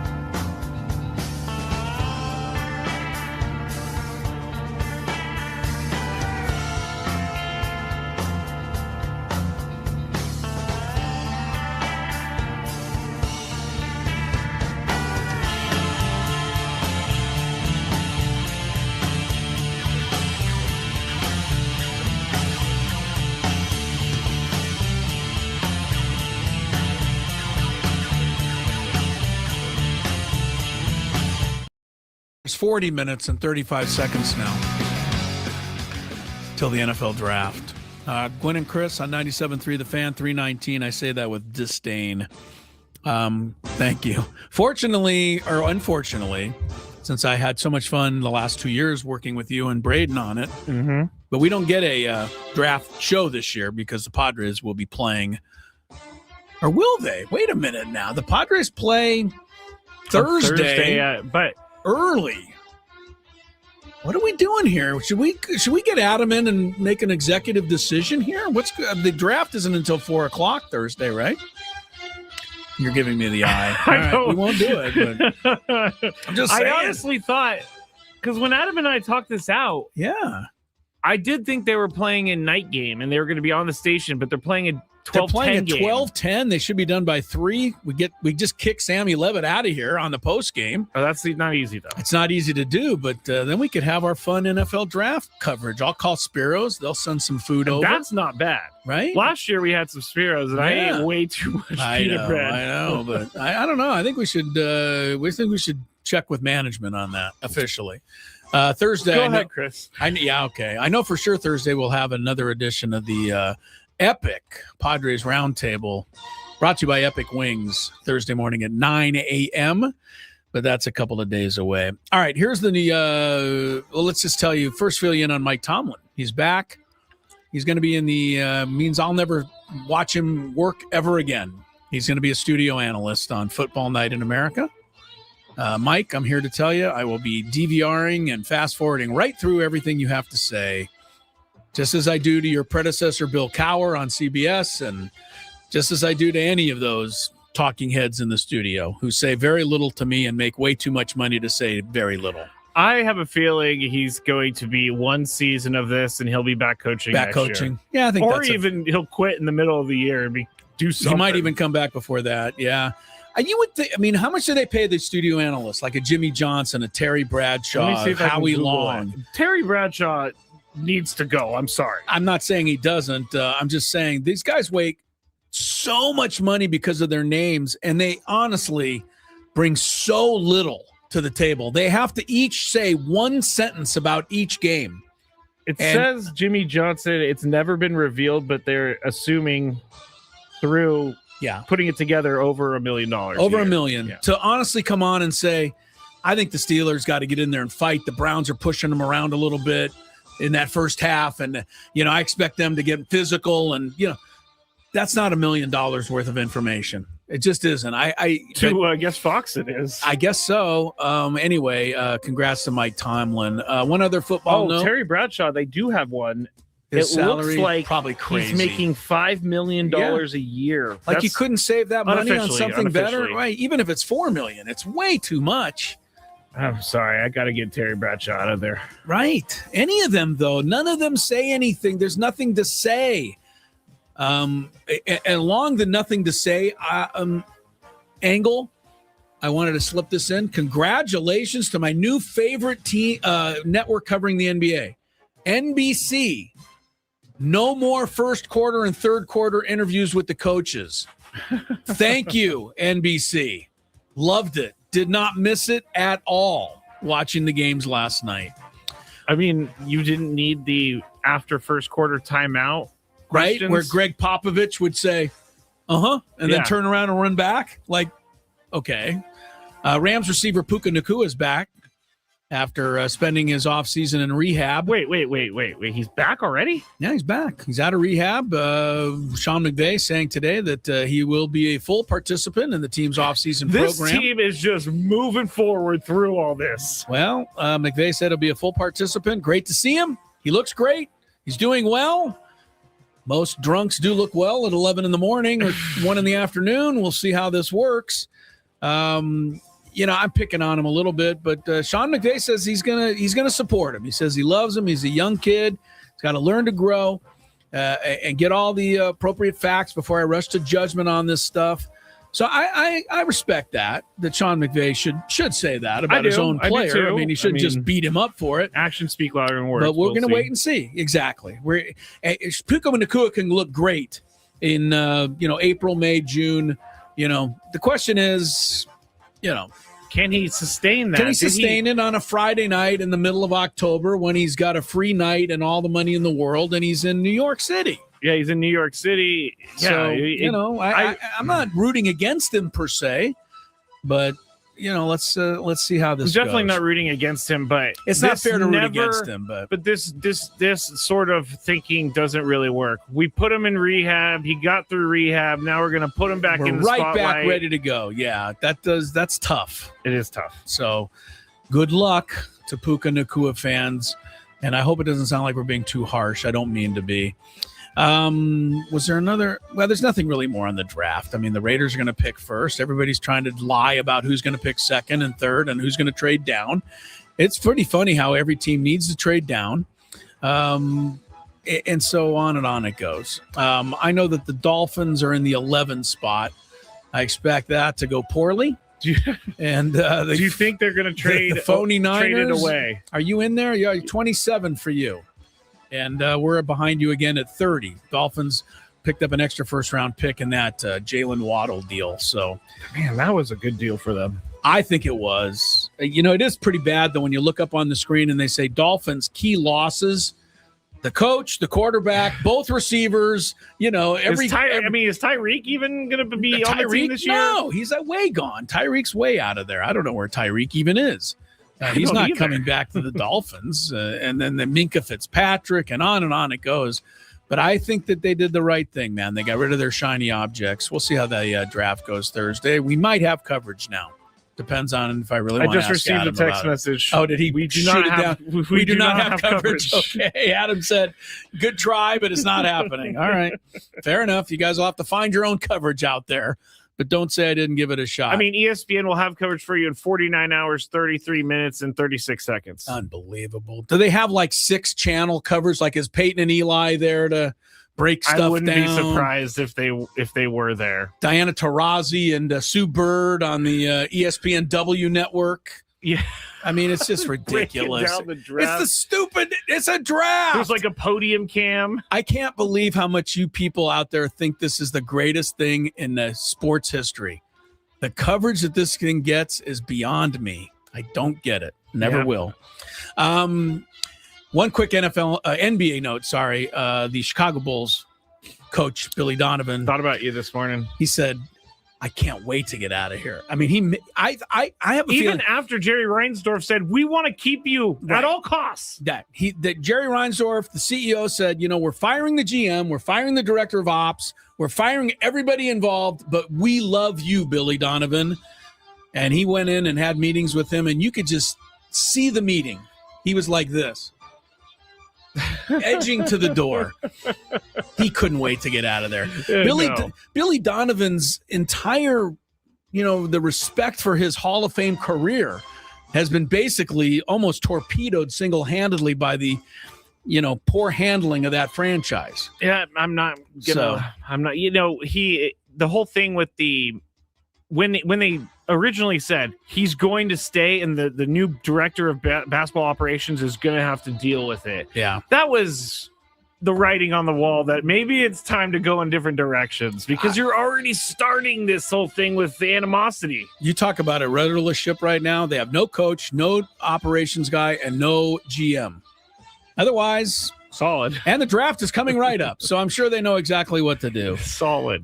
Billy Donovan had only one winning season and 6 tries there with the Bulls, and don't I know it? So yeah, you're right. He was like, "Get me out of here." Best of luck to you, Billy Donovan. You just kind of see him. I think he should go back to college. He was Florida. He was great there. I think he's pretty good in the NBA, but I think he'd be way better suited. We're going to talk about Steve Kerr in the Big Five, but what I didn't put in the Big Five was that if he retires, the Warriors ownership really wants Todd Golden of Florida. I've heard about that. Yeah, which is your favorite guy. And then Billy Donovan maybe could go back and make a triumphant return to the Gators. That would be a storyline. Yeah. That would be quite the storyline. All right, break time. More Gwynn and Chris coming up. I think we got a Big Five headed your way, if I'm not mistaken. Stick around. From the first pitch. And what is before they try, what is the heat index they're facing? Do we know? Or Well, you could look up the Scoville on a ghost pepper. Yeah. It's one of the world's hottest. There's a couple of hotters. Scoville's the measurement unit. The X pepper and all of that. Thanks for the education because I did not know. I've allowed milk and bread, but if I was asked, tell us the actual rules of this. Like the rule is, see if you can do it. I guess you guys alternate spoonfuls until one of you can't. One of you can't do it anymore. Yeah. That's not happening. Until you can't do it anymore. I will take one. The winner, Scrady, has a jar of a couple of my jars. I think they both are winners if they pass this. I hate to winners. say, yeah. Yeah, of course. There will be no back and forth. There will be one spoonful. Now, this is the one that he has right now. The 38? Maybe. Okay. All right. No, this right here, I've been putting on some of my turkey burgers. Good stuff. This is hot. Okay. Right, we doing All right, here we go. All right. Let's Adam's do it. ready. This is There, a full away he goes. spoonful He does of have a full spoonful for those listening. There's On no that. doubt. I'm literally sweating watching him That's do a this full right now. spoon? That's a full spoon. All right. That is a full down the spoon. hatch we go. All right. And man, he went the whole thing. He did not. He did not trickle that down the throat. He just hasn't reached for the milk yet. Scraby's coming over. When does the heat kick in? Oh, I knew it. When does the heat kick in? Wow. You better go, dude. There goes Scraby. They both Scraby, did it. you swallow that, Scraby? Yeah. That is some good stuff. It's delicious. delicious. We're gonna see it. Tasty. I'm gonna watch you now. I'm feeling it already. I am, are you? No. He's Adam's feeling good. feeling nothing. All right, so take another spoonful, Adam. You'll win. Oh, come on. Now we're double dipping. It's all you one can't put your spoonful. same That's spoon not in what there. the competition's all about. We always said Spoonful that. too? Yeah, go for it. Oh, yeah. I always said that Adam Klug was kind of had a. I at least used a different spoon, no double dipping. All right. I didn't know where I don't. I think always it thought matters. Adam Klug had a cold persona, but evidently it's just the opposite. All right, Big He boss is Michael handling Valenzuela this. in the Wait, YouTube no, chat, dog. by the way. Which way now? You let laughing it drip in your hand. Oh, okay. Scraby, where are you? Let me see. Okay. I'm just looking at Adam, and Adam's not having any problem at all. Look at you, Adam. Adam is backed up. College But boy. this I must tell you, Tony, wait. that Adam has cashed the check. Yeah, he did. Yeah, he did. cashed You said his I wouldn't be check. able to cash I it. did. No, you I cashed sure it, did. man. You You proved me cashed it wrong, for my sure. friend. I Scraby, gotta tell you though, this is further proof that whatever we got him with that the tie, tie thing, was yeah, 'cause super weak. this is less than a 10, he's right? he's over here having a difficult time. You're turning a little red, The tie Scraby. was just as bad. You're turning a This little hit me red. By the way, faster. this is delicious. Oh my Oh, God! he's He's going going there. another one. Yes. Come on, Adam. Wow, you're gonna have to come back in 6 months with like an 88. Oh. It's 38. We'll have to go with the higher Scoville next time. All right. Oh, wow. Look at this guy. He's talking Drop. trash now. Well, he I haven't had a sip of milk or bread. He hasn't even reached for it. No, he doesn't came out even of the need the gates bread. talking trash. All right. All right. Now Hey, I'm man. going to take another one. What? Well, Why you are got you to doing hold this another to spoon. yourself? No, because I don't want. You don't want Adam to say He, he by has the way, sweet sauce, yeah, he baby. get the whole Full spoon, get the same baby. thing that look. He's dropping it all in Just there. keep the studio clean. It's all anybody's Big worried boss about. Michael watching over here. Come on. Ooh, boy. Scrabe, get back in front of the camera. Your face is red, Scrabe. Isn't it, Tony? Are you I'm seeing sweating. the same thing? You are sweating. Your face is definitely. Why do you keep doing this? You're not feeling anything? Adam isn't even Anything? moved over I there. feel a 1 or maybe a 2 out of 10 here. Wow. Adam That's ridiculous Klug- because I'm. Wow. Adam Klug is a tough Maybe son not of a bent gun. over the trash can. No, over I had there. to spit. I was going to say, it looks like Adam Klug may be producing the rest of the show because he's fine. Scraby may need Scraby's to going to go bed. get Bed. Yeah, assistance. Here's want Frank- the milk, dude. It might Frank work predicted better. that. No. Oh, did he? Frank Scraby's having predicted that. bread. Oh yeah, that Adam would just cruise through this with Frank no problem. predicted this. He did. Frank on the last show. I said know you Adam had would it have like no that. problem. He did. I got a newfound respect from Tony Gwynn Jr. Yes, here. you do. So- all right. So Scraby has the prizes for you, Adam. You have one, a jar of the ghost You can pepper have as much of this salsa as you want at all and times. the Yeah. Mr. Lane's Roasty 38 chili powder. You should let me have that chili powder though. I think I do. I think I would do more damage. Started with off this. giving me the mild. And what is before they try, what is the heat index they're facing? Do we know? Or Well, you could look up the Scoville on a ghost pepper. yeah. It's one of the Suspect. world's hottest. There's a couple of hotters. Scoville's the Reaper measurement and unit. The Okay. X pepper and all of that. Thanks for the education because I did not know. I've allowed Yeah. milk and bread, but if I was So asked, tell I'd us have tell said us the no. actual rules of this. this. Like The rule Let's is see if he can do it. I guess you guys alternate spoonfuls until one of you can't. That's one not of you can't happening. do it anymore. Yeah. That's not happening. Until you can't do it anymore. Fools. I will take And one. the winner, spoonful of Scravy, this. has a jar Yes. of here it a is. couple of my jars. I think they products. both are winners if they pass Hold on, this. for I the hate to winners. say, yeah. Yeah, of course. There will be no back and forth. There will be one spoonful. Now I am. This is the one that he has right now. The 38. Maybe. Okay. All right. Maybe. Kluge has suggested that I sign on to the Gwynn and Chris YouTube Thursday night and do my own draft coverage. I'll tell you one thing. It would be funnier than hell if I chose to actually do it. Who is this guy? Wait, look at this guy has no chance. I wouldn't know anything. I mean, I don't follow this stuff. You know, it's in Pittsburgh. Mhm. And there's one thing about Pittsburgh I can't get behind. Pierogies? No, I can get behind that. You like pierogies? Okay. It's the word yins. The what? Yins. Yins. This is what Pittsburghians, they're yinsers. Oh. And we're going to hear yins a lot during the draft, and I just don't really care. You know, big fan. So they're going to say, they yell it out? Or what do you mean? Yeah, they say it like yins. Okay. Like Katrina's from Pittsburgh. She said the pick is yins. Oh. So this is what we're going to get, Chris. This is what we're going to get. You sound like a Cincinnati guy. It sounds like a little Cincy Pittsburgh rivalry there. I gotta say, I went to Pittsburgh and we've talked about this. It was a nice city. There's nothing wrong with Pittsburgh. Beautiful. Oh, I'm angering the Pittsburghians. That's what I'm gonna call them, just to anger. I believe they're called Pittsburghers. I do. I think. Look it up. I'm not doubting you. I think they're called Pittsburghers. Oh, yins means y'all, not. I was wrong on that. Okay. I shouldn't have brought it up. That's okay. We gave you a couple of quick notes on baseball. Sonny Gray, Red Sox IL hamstring strain. We mentioned Raisel Iglesias, Braves closer, IL. Robert Suarez back in business there in Atlanta. And we mentioned Juan Soto has been out, returning to the slumping Metropolitans tomorrow. You know Juan Soto secretly rooting for them to lose 12 in a row tonight so that he can be the Superman cape tomorrow and save the day. He might be. He might have to be. Everybody's taking certain pleasure in this because the Mets are making their payrolls, what is it, $350 million. So everybody wants to root against the team like that. Especially when, Steve Cohen he does not know when to stop talking. Him and the McDaniels kid from the Timberwolves. Shut up. McDaniels kid. Oh, Zip yeah. your mouth. Yeah. None of the Nuggets can play defense at all. Oh, by the way, we have 5 games left with them in this series. Dumb thing to say. It is pretty dumb. It's like Dylan Brooks saying he wanted the Warriors, even though it worked out for him. It's pretty. It did not work out for him, did it? You know what's crazy, though? I'm watching some of this Phoenix-Oklahoma City series. Not much, but I'm actually rooting for the villain here.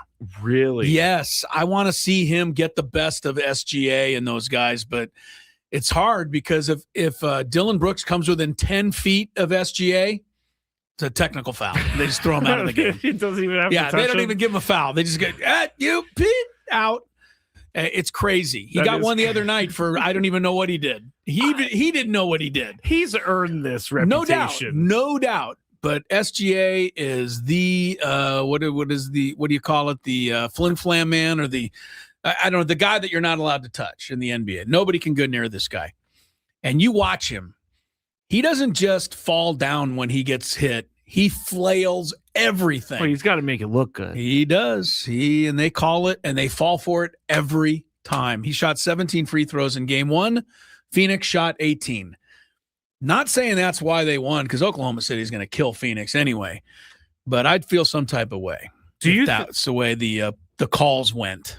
Do you think next year they might tighten up the calls a little bit? Right. You can't just make a change in the middle of a season. I get that, but should they respond to their fan base, which seems to be asking for, traveling to be called once in a while. Although I saw Anthony Edwards got called for traveling in the final minute of the Minnesota game. Wow. Last night. It wasn't on a drive to the basket. He just shuffled his feet like right in front of the ref out on the floor. So I give him credit for at least calling that. I don't know. Do you want Luka Doncic protected or not? Do you want him scoring 43, 45 points a game or not? That's what makes the headlines. It does. So, we'll have to see where that goes. Let's go to the Big Five after some traffic. From the 855 Get Ross Traffic Center. Injured? Demand justice. Demand Jurowitz. 855GetRoss.com. Slow on the 5 South from the San Diego International Airport and stretches past the 15. Chula Vista, the 54 East, heavy from the 5 to the 805. Heavy on the east from SeaWorld to the 163. This traffic report is brought to you by Frozen Ropes Baseball and Softball Training Facilities. Register for Frozen Ropes Baseball Summer League with 8 games and 8 practices for ages 6 to 12. And receive $50 off your registration fee at SanDiegoFrozenRopes.com. That's SanDiegoFrozenRopes.com. It's that time of the show when we check on the latest in sports. Only the most important topics and questions are brought to light. Stop what you're doing and listen. These news stories will astound and amaze you. The one, the only. Oh my God, who the hell cares? The Big Five starts now on 97.3 The Fan. And as Chris said in our last segment, Spiro's was our caterer of the draft show last year, which was delicious. If you love Mediterranean food, try Spiro's for authentic Mediterranean cuisine in Coronado or La Jolla. For dining or takeout options, visit spiroscuisine.com. I'm telling you, I eat way too much pita bread every single time. Put a little hummus on there. And, it's almost like chips at a Mexican restaurant. It is. Same deal. Same thing. The Mexican restaurant people are pretty smart, too, with the chips. But why? Because everybody walks out of a Mexican restaurant going, oh, man, I'm so full. I'm so satisfied. I'm so happy. I can see that, but doesn't it make them full beforehand? Chips. Yeah, we never think we do, That's though. True. You're always ordering as you're eating the chips. Right. When's the last time you ate a bunch of chips and you said, well, I better have a side salad now? Kind of full. When I was on my SD fat loss. Yeah, right. That's the only time that ever happened. It was hard to say, but I did. Very good. For dining or takeout options, visit spiroscuisine.com. Number 5. Since getting just 4 hits, in his first, let me start this over. Since getting just 4 hits in his first 32 at-bats with the Padres in 2024, Bryce Johnson has hit .317 with a .762 OPS and 137 plate appearances. And after getting 2 of the Padres' 5 hits on Sunday, Johnson is 4 for 16 with 3 steals this season. His RBI single in the 7th on Sunday was the deciding RBI, was followed by his stealing his 3rd base of the season. Jackson Merrill was asked about him, said, quote, he's a grinder. He could be in there every day, end quote. Chris, could Bryce Johnson be an everyday player on another team?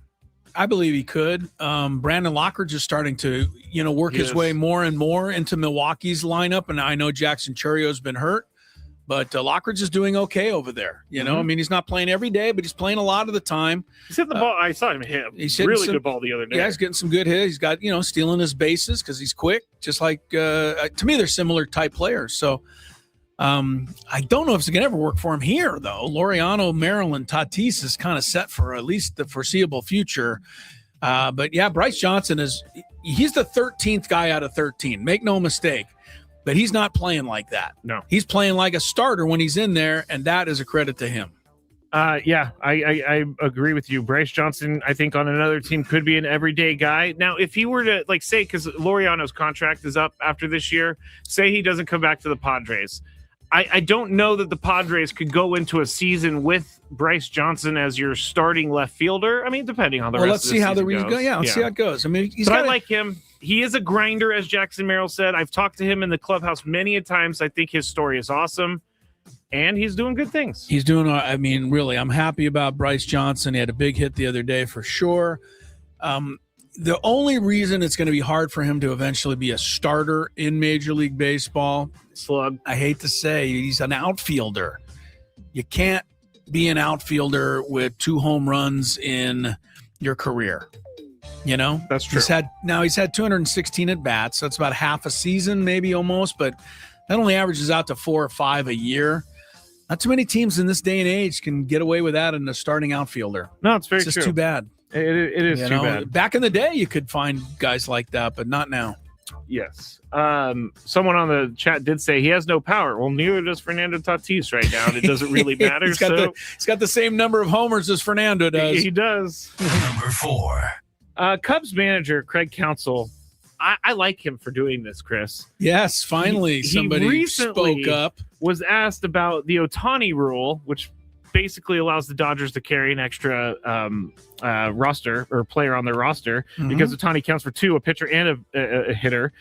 But he said, Craig Counsell said, quote, "It's a rule to help offense, I think, more than anything, if you ask me. And then there's one team that's allowed to carry basically one of both, and that he gets special consideration, which is probably the most bizarre rule for one team," end quote. Yeah. Dodgers manager Dave Roberts was asked about this. I hate to say it, but Dave Roberts won this battle. Okay, well, this is a good question. I think Dave then. Roberts' statement beat Craig Counsell's complaint. Here he is, quote, "The thing is, it certainly benefits us because we have the player. We're more than willing for other teams to go out and find a player who can do both." That's what he said. He's an exception because he's an exceptional player. It is what it is. So here's I'm up first on this one. On a scale of 1 to 10, how much do you hate this Dave Roberts answer? And it's a 10. Because really? You think it's only one person in a major league history that is doing what Ohtani's doing. You can't go find this person. I think Dave So Roberts. it's him being like, yeah, go find it, ha, ha, ha, knowing that you can't find this person. I hate this answer. I would hate this if Ohtani got traded elsewhere and then Dave Roberts complained about the rule. But as for now, Dave Roberts is 100% right. I hate to tell you, Scrabe. He's got the guy. He's exceptional. He can do both. If you can find somebody, then the rule will apply to you as well. I think he gets the last laugh here. And let me just say this. The Dodgers don't have extra players. They have 26 players, but 14 are pitchers because Ohtani is also a pitcher. So if you took this out and you made Ohtani pitcher and, hitter right now, they'd only get to have 25 guys. Is that fair? Because they have I don't know how to do it. I don't either. So I think this is the best way to do it. I'd rather give him a bench spot than an extra pitcher. An extra pitcher is a big difference. They're not giving him an extra pitcher. They have 13 pitchers plus him. But that's an extra pitcher. Well, Kike Hernandez is a pitcher too then. He comes in and pitches in the 8th and 9th inning. So does Miguel Rojas sometimes. I think you just have to hang with them here. Ohtani's probably going to be coming and going in the next 10, 12 years, and then there'll be no problem. Should I also point out before we move on that he said you could go out and find one? The Dodgers didn't go out and find anyone. They just paid him a lot of money to come play for their team, okay? Yeah, I hate this Dave Roberts answer. There's some arrogance to it. I see it. Thank you. Number 3. It's been rumored, as we talked about in the last segment, Warriors head coach Steve Kerr is going to step away from the Warriors this offseason. He's coached them for 12 seasons, won the NBA title 4 times, been to the NBA Finals many times. Chris, is this the equivalent of Bill Belichick stepping away? Not quite, no. Phil Jackson is the equivalent of Bill Belichick, I think. Steve Kerr's incredible career. I've actually started to see him start taking some heat from some people, and I'd never heard anything negative on Steve Kerr in the past because he's come out and talked about playing 10 less games and that the guys are wearing out.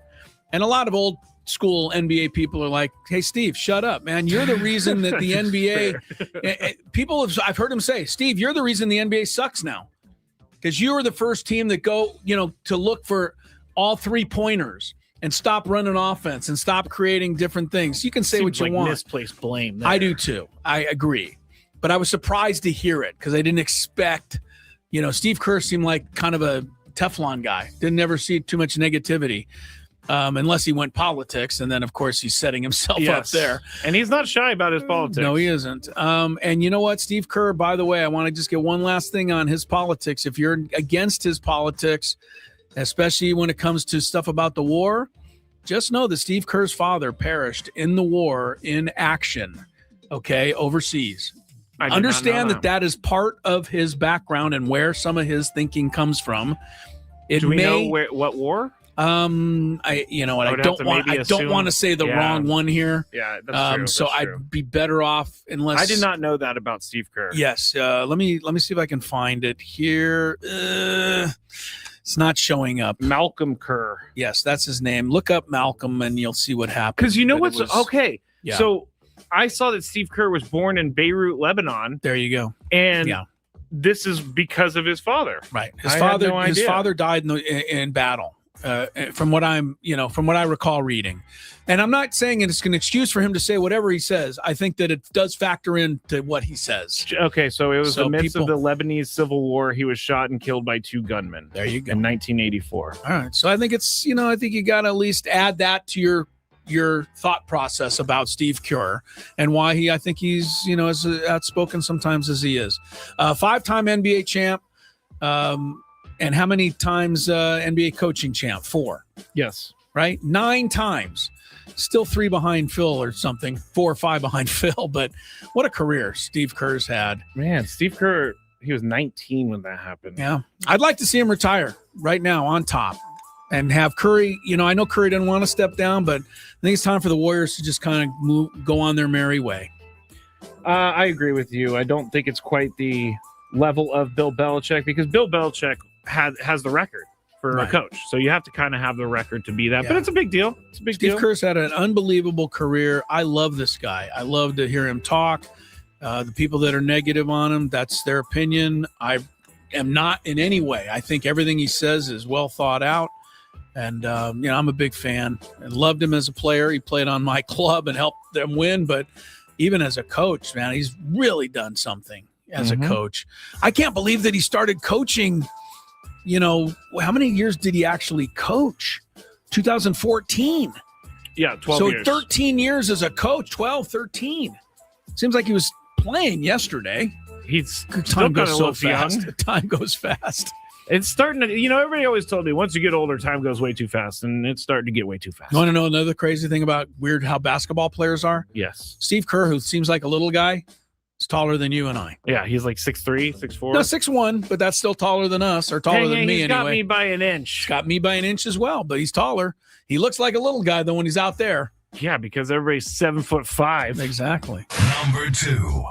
The Toronto Blue Jays got stuck in Phoenix the other night because their plane needed repairs to the joystick, which I think is something kind of important. Sounds like something you have in a Donkey Kong game. They Is this said really it's crucial to takeoff and landing. So I guess they couldn't take the plane. They actually had a choice if they wanted to bus from Phoenix to Anaheim for their Angels series starting yesterday. Again, Dylan Cease took a flight because all starting pitchers are treated like royalty. Yeah, they want them on the night that they're starting. It's funny. They send them ahead to Anaheim because they want them in bed by 9 o'clock. And is there somebody putting them to bed at 9 o'clock? Exactly. Who knows? So they had a choice whether to wait for a plane to fly from Vancouver to Phoenix, which wouldn't get there until about 10 or 11 p.m., and then they could fly to Anaheim, and they would get in around 3 a.m., or they could take a bus for 6 hours from Phoenix to Anaheim and still get in at 3 a.m.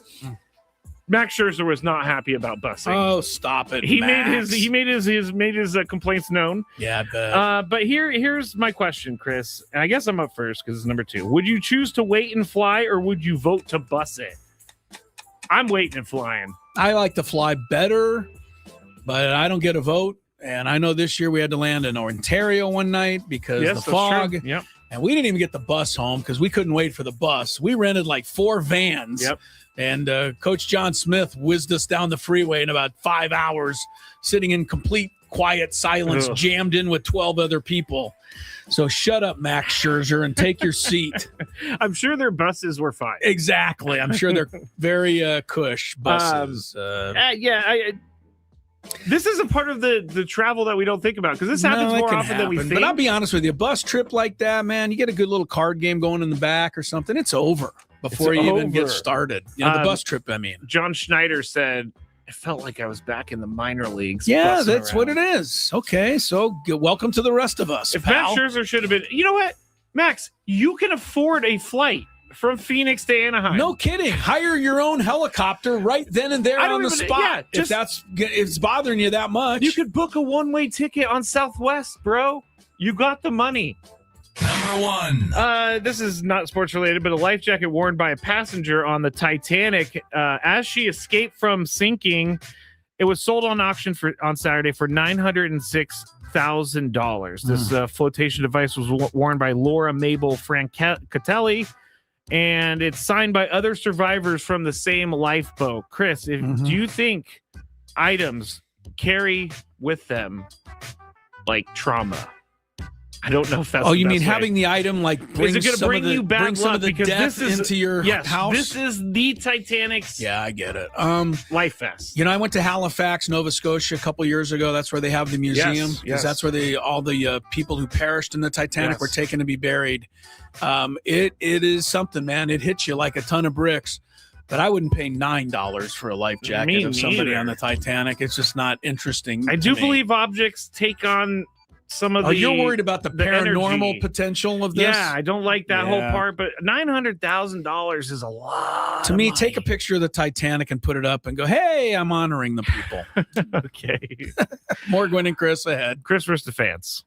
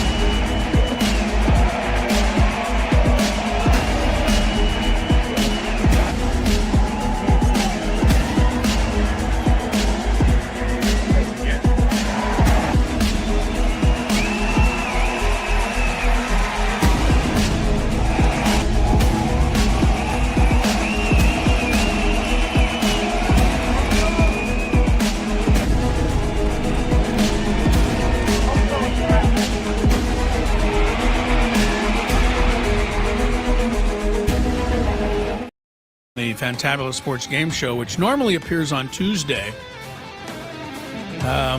We're kind of in the middle of executive talks, but it may be moving. Executive talks. I don't know how to, we're going to kicking it around a new location for the Fantabulous Sports Game Show. If you missed it today, I did too, but it's not going away for good. It's going to be back probably sooner rather than later, maybe even tomorrow. So the Fantabulous is something we really enjoy, but didn't have it today. 4:00, Chris versus the Fans, something else we really enjoy, and we got to get to it. So let's hit it, Scrabe, and then we'll tell everybody what they can win. If you had one shot, one opportunity to take down the human almanac himself, howdy do. Now is your time. Listen to me, this guy is dangerous. Now is your opportunity to win a prize. Well, I hope you know what you're in for. Chris versus the Fans starts now on 97.3 The Fan. All right, what you can win is a pretty good prize, I think. It's a qualification for a chance to win this month's grand prize, a pair of field-level seats to Padres Phillies on Memorial Day. I was just telling Chris, I was on the field on Saturday in Anaheim before the game, and just being that close to the action, it's a whole different world. So if you win this, you will get to see some cool stuff on the field, and a pretty good team that they're playing, the Phillies. Well, I guess the Phillies aren't that great Not right now. But all right, the rules. You have to make it through 3 questions. Each question will get more difficult. If you get the question right, you move on. If you get it wrong and Chris gets it right, you're eliminated. But if Chris gets it wrong, then you move on to the next question, or you win. If you're a first-time player, let us know or let us know before the first question, and you'll get that question for free today, and you'll start on number 2.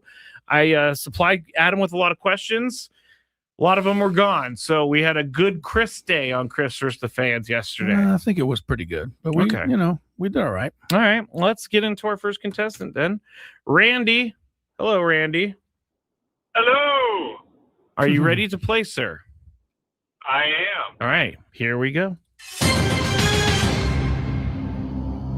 What giveaway last week at Petco Park almost caused a fight? Puffer vest. Puffer vest. You got yours. Good. Did you pay $150 for it? Because I saw that too. I did not. Okay. I was at the game. Are you putting it up on eBay anytime soon? Because I might be in the Scrappy might be in the market. I am definitely not in the market to buy a puffer vest. All right. By the way, someone asked if the life jacket for the Titanic was a puffer vest. I heard that, which is kind of funny. Good question.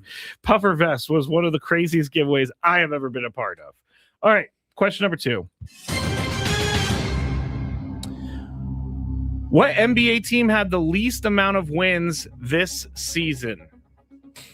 I know nothing about basketball. The Clippers. No. Clippers, he Clippers, unfortunately, that is incorrect. I think there are many seasons where that would have been a correct guess. The Wizards made sure of it by losing like the last 40 games, I think. So, yeah, sorry about that, Randy. That's luck of the draw. At least he got his puffer vest. Yeah, sometimes you get a question right in your area, and sometimes you don't. That is true. That is true. All right, let's go to David in San Diego. David, hello. Hey, David. How you guys doing? By the way, this is Big Country. Big Country. I like. Okay, Big Country. He's the best bus driver of all. If he's the bus driver, you better damn get on his bus and go anywhere. You didn't get called into action last or a couple nights ago, driving from Phoenix with the Blue Jays. They didn't need him, but man, if they would have called, I'd have been there. Okay. Big Country drives a very good bus. Yes. I'm telling you what, I love it. I love good it to have too. you on, sir. Good luck. It's nice to hear your voice, Big Country. Yeah. Here we go. Question number 1.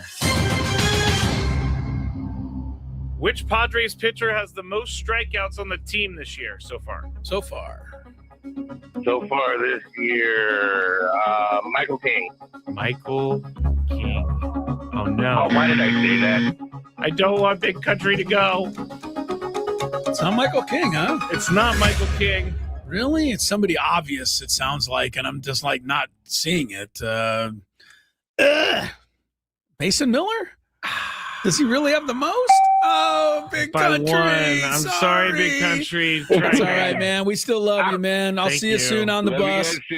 Thanks, Thank you. buddy. I always love to see Big Country when I climb on a See, bus. I have never had the privilege of being on a it takes the teams. big country-led bus. Takes a lot of picks us up, and it takes us a bunch of places with the basketball. So it's fun to have him on. Yeah, Mason Miller has 27 strikeouts. He's leading. Wow. Whoever's in second has 26. I forgot who was Crazy, in second. All right, let's go to our next contestant, Mike.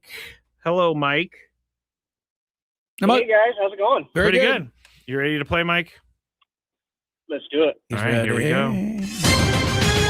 Sammy Love's stalking the studio, getting ready for the pregame. Look at him circling. Does anyone else distract studios like Sam Levitt? He circles out there. He does.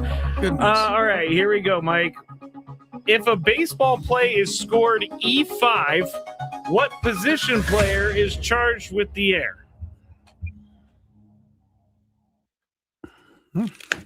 Gotta know your baseball scoring, Mike. E5. Who's getting E5. charged with Who's that getting the air? air? Who gets it? Is Mike still there? I think so. Right field? Right field. Yeah, not a baseball scorekeeper. You know, that used to be everybody knew. Yeah, that's poor Manny, third base. Sorry about that.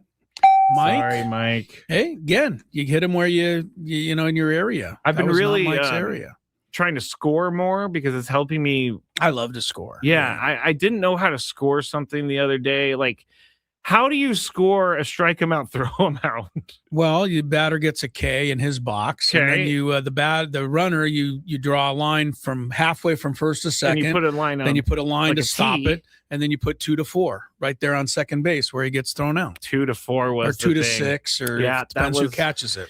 I was trying to figure that one All out. right. I was Depends- like, man, strike out, throw him out. I This is have no confusing. idea. Yeah, it's confusing. All right, let's go to our next contestant. Let's go to our other Mike. Hello, Mike. Mike to Mike. Hi, Mike. What's up, guys? Not Not too much. much. Good to have you on. Good All luck. right, here we go. Question numero uno. What division in baseball has all 5 teams over 500? I will give you a hint. It's a National League division. That's not the West. No, it's not. Central He's is got correct. it. The Central. How The about Central that? always has this like little moment in the sun, and then they all go back to who they It's are. hard to believe that everyone is at least 3 games over 500. It's not I even know. really that close. It's not at all. All right, here we go. Second question. What AL player leads Major League Baseball in home runs so far this season? So he's already got 10. First guy with 10. Oh, Chris knows this. I do. I Big. drafted him in fantasy. Jordan Alvarez. There you go. See, sometimes it hits you right where you're at. There you go. That was an easy one. Good Yes, for you, Mike. nice job. Jordansky. He's You're got 10. All right, third and final He's not question. the only guy hitting for the Astros, by the way. Yeah, the Astros are not playing well. No. All right, I looked this up. I'm hoping it's correct. What was the last result of Tony Gwynn Sr.'s last? Or sorry, let me start this Final at over. bat? What was the result of Tony Gwynn Sr.'s last major league hit? What do you mean result? Like, what did he got a hit? Was Just it a a home? single. Just a single, he says. Just a single? Could be. I thought you were going to say his last at bat, and he grounded to short, and stupid Royce Clayton moved over into the 5.5 hole before he swung the bat. Wait, Like, he cheated? Kinda. He moved over into the 5.5 He kind of moved hole? over before. I'm like, dude, let him have it. on. Yeah, it was the last game. Let him have it. I don't want to. It's not a triple, so it's either a double or a home run, and it figures it's a double, and I don't want to get it right. Double. Yeah. Sorry about that, Mike. All right, move along. Tiebreaker. Yeah, tiebreaker, because we have Who are we going? we have Stacey Terry Hudson on I'm to gonna talk go some with- important NIL stuff that I'm going you to go guys with will like. coming up. Dustin May. Dustin May, He's pitching for the Cardinals right now. Yeah, with I orange just saw hair. him. Yeah, Orange yes, hair. he does, Chris. All right, let's go to Johnny. Hello, Johnny. You're going to be playing the tiebreaker, You're doing okay? a Dustin May question today. Go for it, Scrape. All right. Stay right there. By the way, I know no one knows what Nick DiNucci looks like, but does Dustin May look like Nick DiNucci in this picture? Our board op? Our board op, Nick DiNucci. Let me He see. kind of sort of looks like Dustin May, kind of sort of looks like Nick DiNucci. I would agree with you. Okay. Actually, There Nick it DiNucci is. had an orange beard, which he does not. No, he does not. Okay. All right.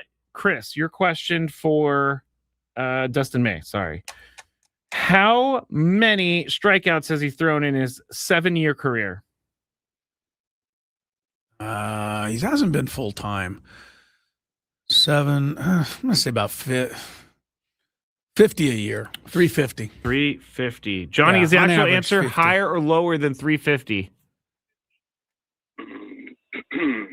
Let's go lower. He goes lower. Lower. Got it. You are the winner, Johnny. All right, Johnny, stay on. He had he's thrown 312 strikeouts in his career. 312. You are correct. I remember him striking out a lot more guys than he's struck out, but he's been hurt. He's also never gotten a full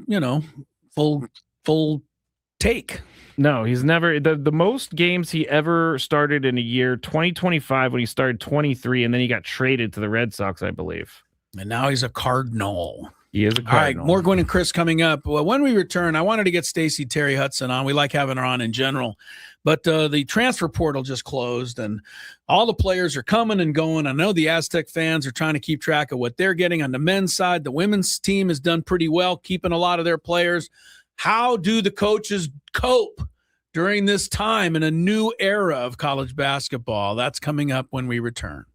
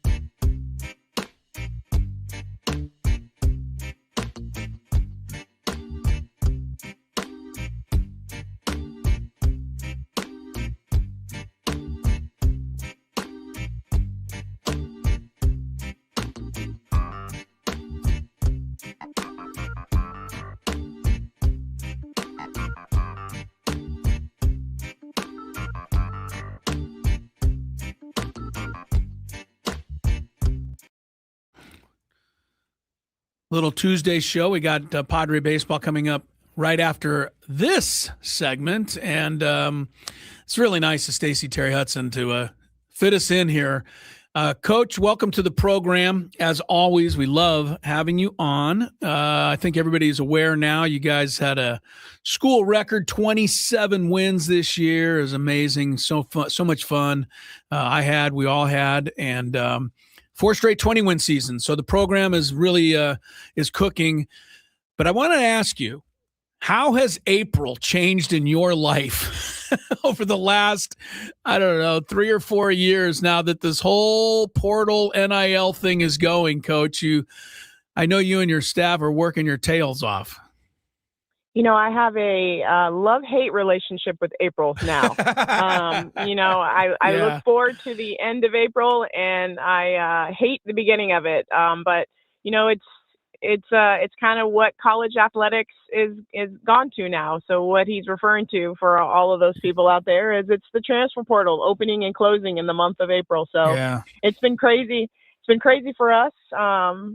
Just trying to make sure we are finding the right pieces to fit what we need. But most importantly, I've been re-recruiting our student athletes that we all know and love, just, to make sure that we can have a great group coming back. And that's really the love and hate relationship that I have with the month. Yeah, that's got to be the hardest thing. I mean, these are kids that you and your coaching staff. Well, first of all, let's just say the Aztec women's team, incredibly successful.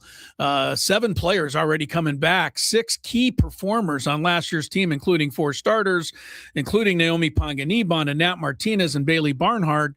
So, I mean, that was pretty good to keep all these. And I should put Kennedy in there, Kennedy Lee. But what I'm saying is you put your heart and soul into these kids. They put their heart and soul into you, during a season. And then all of a sudden you have to as you said, recruit them to come back again. It's such a strange thing. I even imagine it's kind of strange. These are kids going through this on the other side, Coach. Yeah, I know. And it's not fun for them either, but I'm so grateful for the group that you mentioned that's coming back. They've been very loyal to this program, very loyal to me and my staff. And it's a testament to the culture that we've built here in San Diego State, the community that has wrapped their arms around these young women.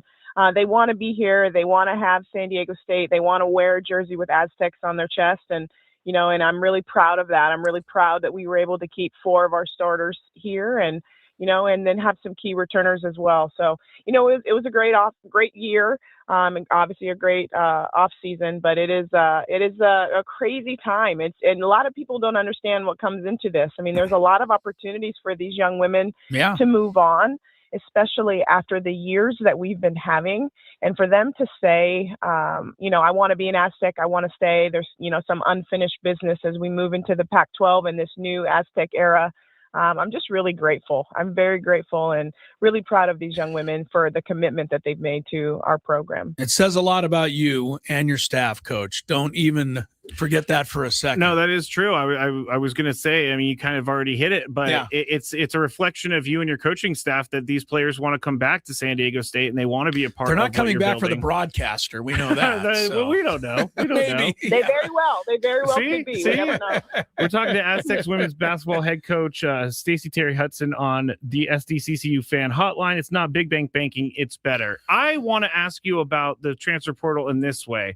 You started coaching before any of this was a thing. So you were used to one way of recruiting and then everything changed. How hard has it been for you to accept the changes? Because Ryan Day, the football coach of Ohio State, says you either adapt or die. And so we're going to adapt. That might be a bit harsh. It is a little bit harsh, but what are your thoughts on that? Like, how did you figure it out?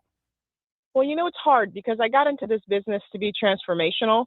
And now it's turned very transactional. And that's not my favorite part of the business. But, there's a lot of truth of what he was talking about. But I kind of take the approach of I'm still going to try to do it my way. I'm still going to try to do it with, loving on these young women and making sure they have a safe place to be. And we're not going to change who we are. We have to adjust how we do things, but we're not going to change who we are. The difference is, you build a program, who's going to be in your program, you develop young women and they get better and better and better.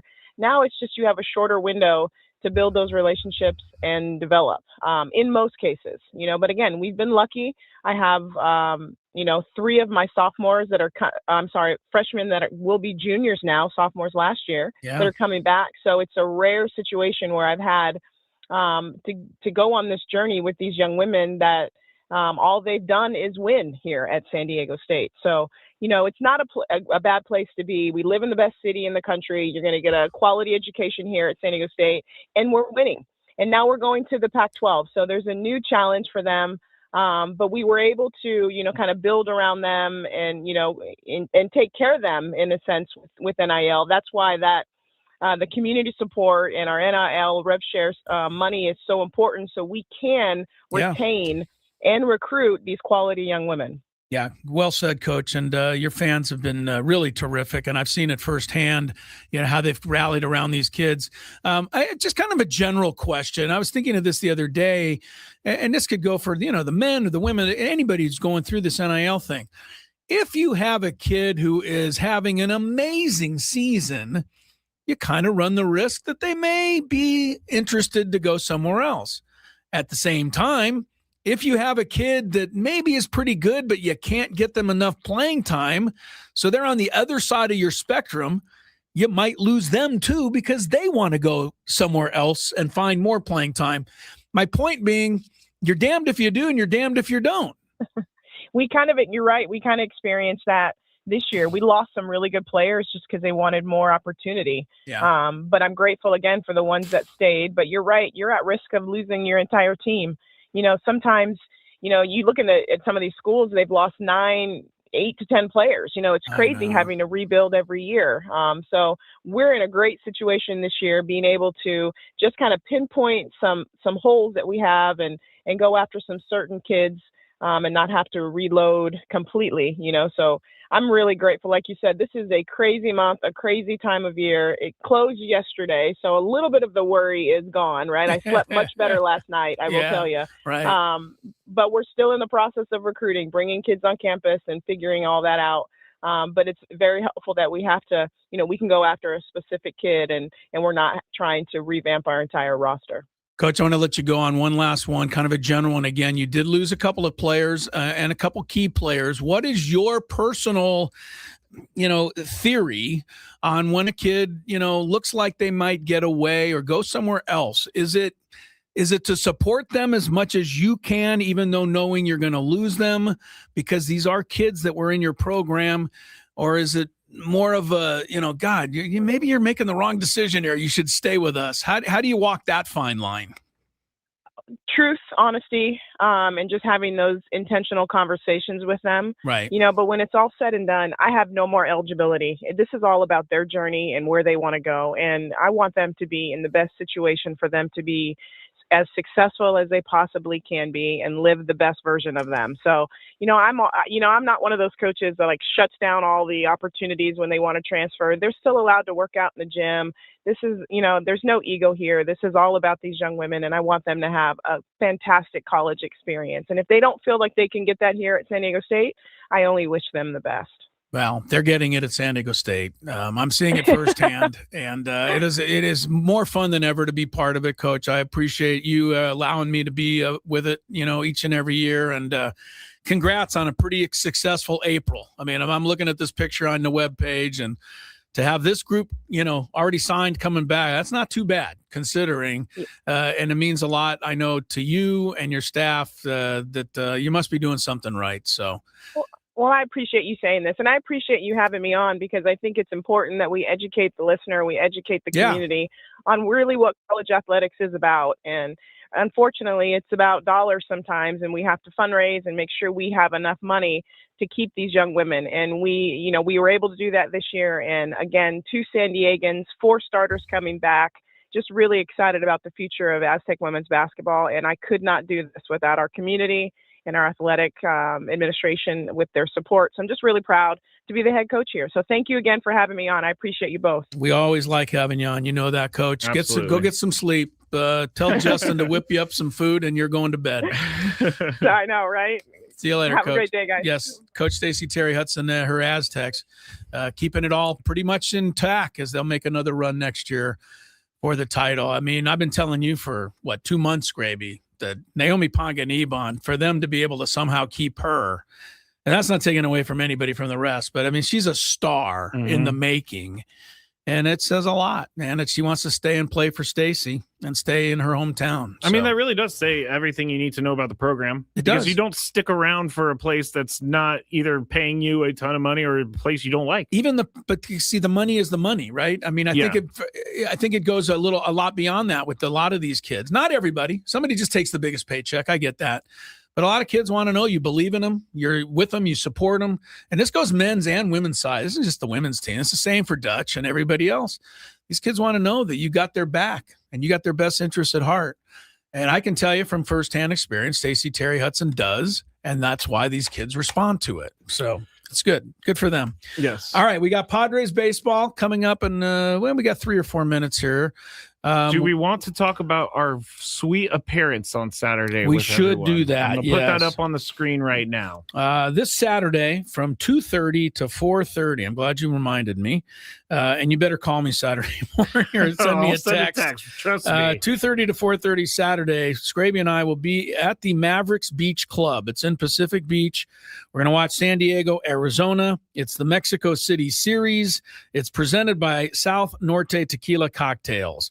Mavericks will feature deals on South Norte's premium tequila cocktails while you take in the ball game. Come hang out with us, and we're going to be there the entire time. So we're going to have some fun with all you fans, watching some great baseball, enjoying South Norte Tequila cocktails made with real tequila and real juice. Saturday, 2:30 to 4:30 at Mavericks Beach Club, Pacific Beach, and to narrow it down even more, for those of you, 860 Garnett Avenue. So right there on the big street. Get there at about 2:20 instead of 2:30 because it's going to take you at least 5 minutes to park. Oh, more than that. I know. I said at least 5 minutes to park. I've had many of an experience in PB trying to get a parking spot. You know, I'm happy that Mavericks doesn't remember me from back in the day because I got kicked out of Mavericks like 15 years ago. Really? Yes. Like serious? Yes, like serious. Wow. It wasn't because I did anything wrong. I was just falling everywhere. I guess that's wrong. I'm going to admit this since you just admitted it. I've only been kicked out of one place in my entire life for unruly behavior. Where was it? I was kicked out of the sports arena at a San Diego Soccer's indoor soccer game. I had been at Bennigan's, the watering hole in Mission Valley, pretty much all day. Wasn't really expecting to go to a game, but somebody came up with some late tickets, dragged me down there, and I was unruly. I was an unruly fan. I was yelling at everything, and they finally, and you know, my voice is pretty loud. It projects. So they kicked me out. I walked, but it was an unofficial thing because they didn't escort me out. Oh, so you technically did not get kicked out. I got kicked out, but I walked into the concourse, walked kind of around the other side, and ended up sitting and watching the rest of the game quietly. I was going to say, like, they didn't even really kick you out of the stadium. They did a bad job of kicking me out, but they did officially at least want to kick me out of the game. I mean, I'd rather be in your situation because the reason I got kicked out was because I couldn't keep my balance. So, yeah, I think well, that's I was loud for the same reason you couldn't keep your balance, but it's you know, it takes a different effect on different people. Yes. All right, we got our pick to hit. We have yet to really get this cranked up. I think you have the record with 4. I do. Let's see if we can get it going. I think both of us are trying to find a hitting streak. We pick a player from the game tonight to get a hit and try to get our streak going. It can be either a Padre or a Rocky. You can go first. By the way, Manny's hitting 186, but he's got 10 ribbies. Yeah, that's 186. He's not liking that. No, he's not. No. I'm gonna go with the Rocky. Going to the Rocky at home. All right. I'm just gonna go with their best hitter, Hunter Goodman. Hunter Goodman. He's a good hitter for sure. All right. I'll go Padres here. I think they're gonna pick it. I think they're gonna win like 9-2 tonight. I just have a feeling. A little shutdown from Vasquez, and some balls are going to fall in. Let's go. I don't even have the lineup in front of me. Is Sheets in or? Yes, he is. All right, I'll take Sheets. I'll take Sheetsy. Gavin Sheets to Holy Sheets to get a hit tonight for the Padres. All right, we're back tomorrow at 2:00 I think we're going to have a fantabulous tomorrow. We're still kicking that around. But and then Thursday, we have the roundtable, Epic Roundtable, presented by Epic Rings. It's at 9 a.m. Thursday. Scrappy and I get a post-game show Thursday after the game, which means we get a notes on the scorecard Thursday, and then the team goes to Arizona. No game on Friday. A little strange. They don't go to Arizona. I mean, they play Arizona. Yeah. They go to Mexico City, and then they'll play Saturday, and we'll be at the Mavericks Beach Club for that. Yes, we will. So you now know my entire schedule for the rest of the week because I don't do anything else other than this show or go home. Yeah, we're going to have fun at this Mavericks Beach Club thing. Yeah. Oh, yeah. We always have a good time. I just like seeing everybody out there. I told people yesterday I went to Costco over the weekend, and Vincent came flying out of the pack. Vincent. He works at Costco, and he goes, every time I see you, I'm starstruck. And I'm like, okay. Starstruck? That's what I said. That's what I said. But he was, you know what? It made my day, man. You know how stressful Costco is. Yeah, it is. Parking to try to negotiate get your in front cart, of the people with the free samples to get in line. So back to the store. Vincent came up. It was a good deal. I those appreciated lines it. are anxious. Appreciated that, Vincent, very much. All right, Sam Levitt is next. We're back tomorrow. Enjoy Padre baseball next on 97.3 The Fan.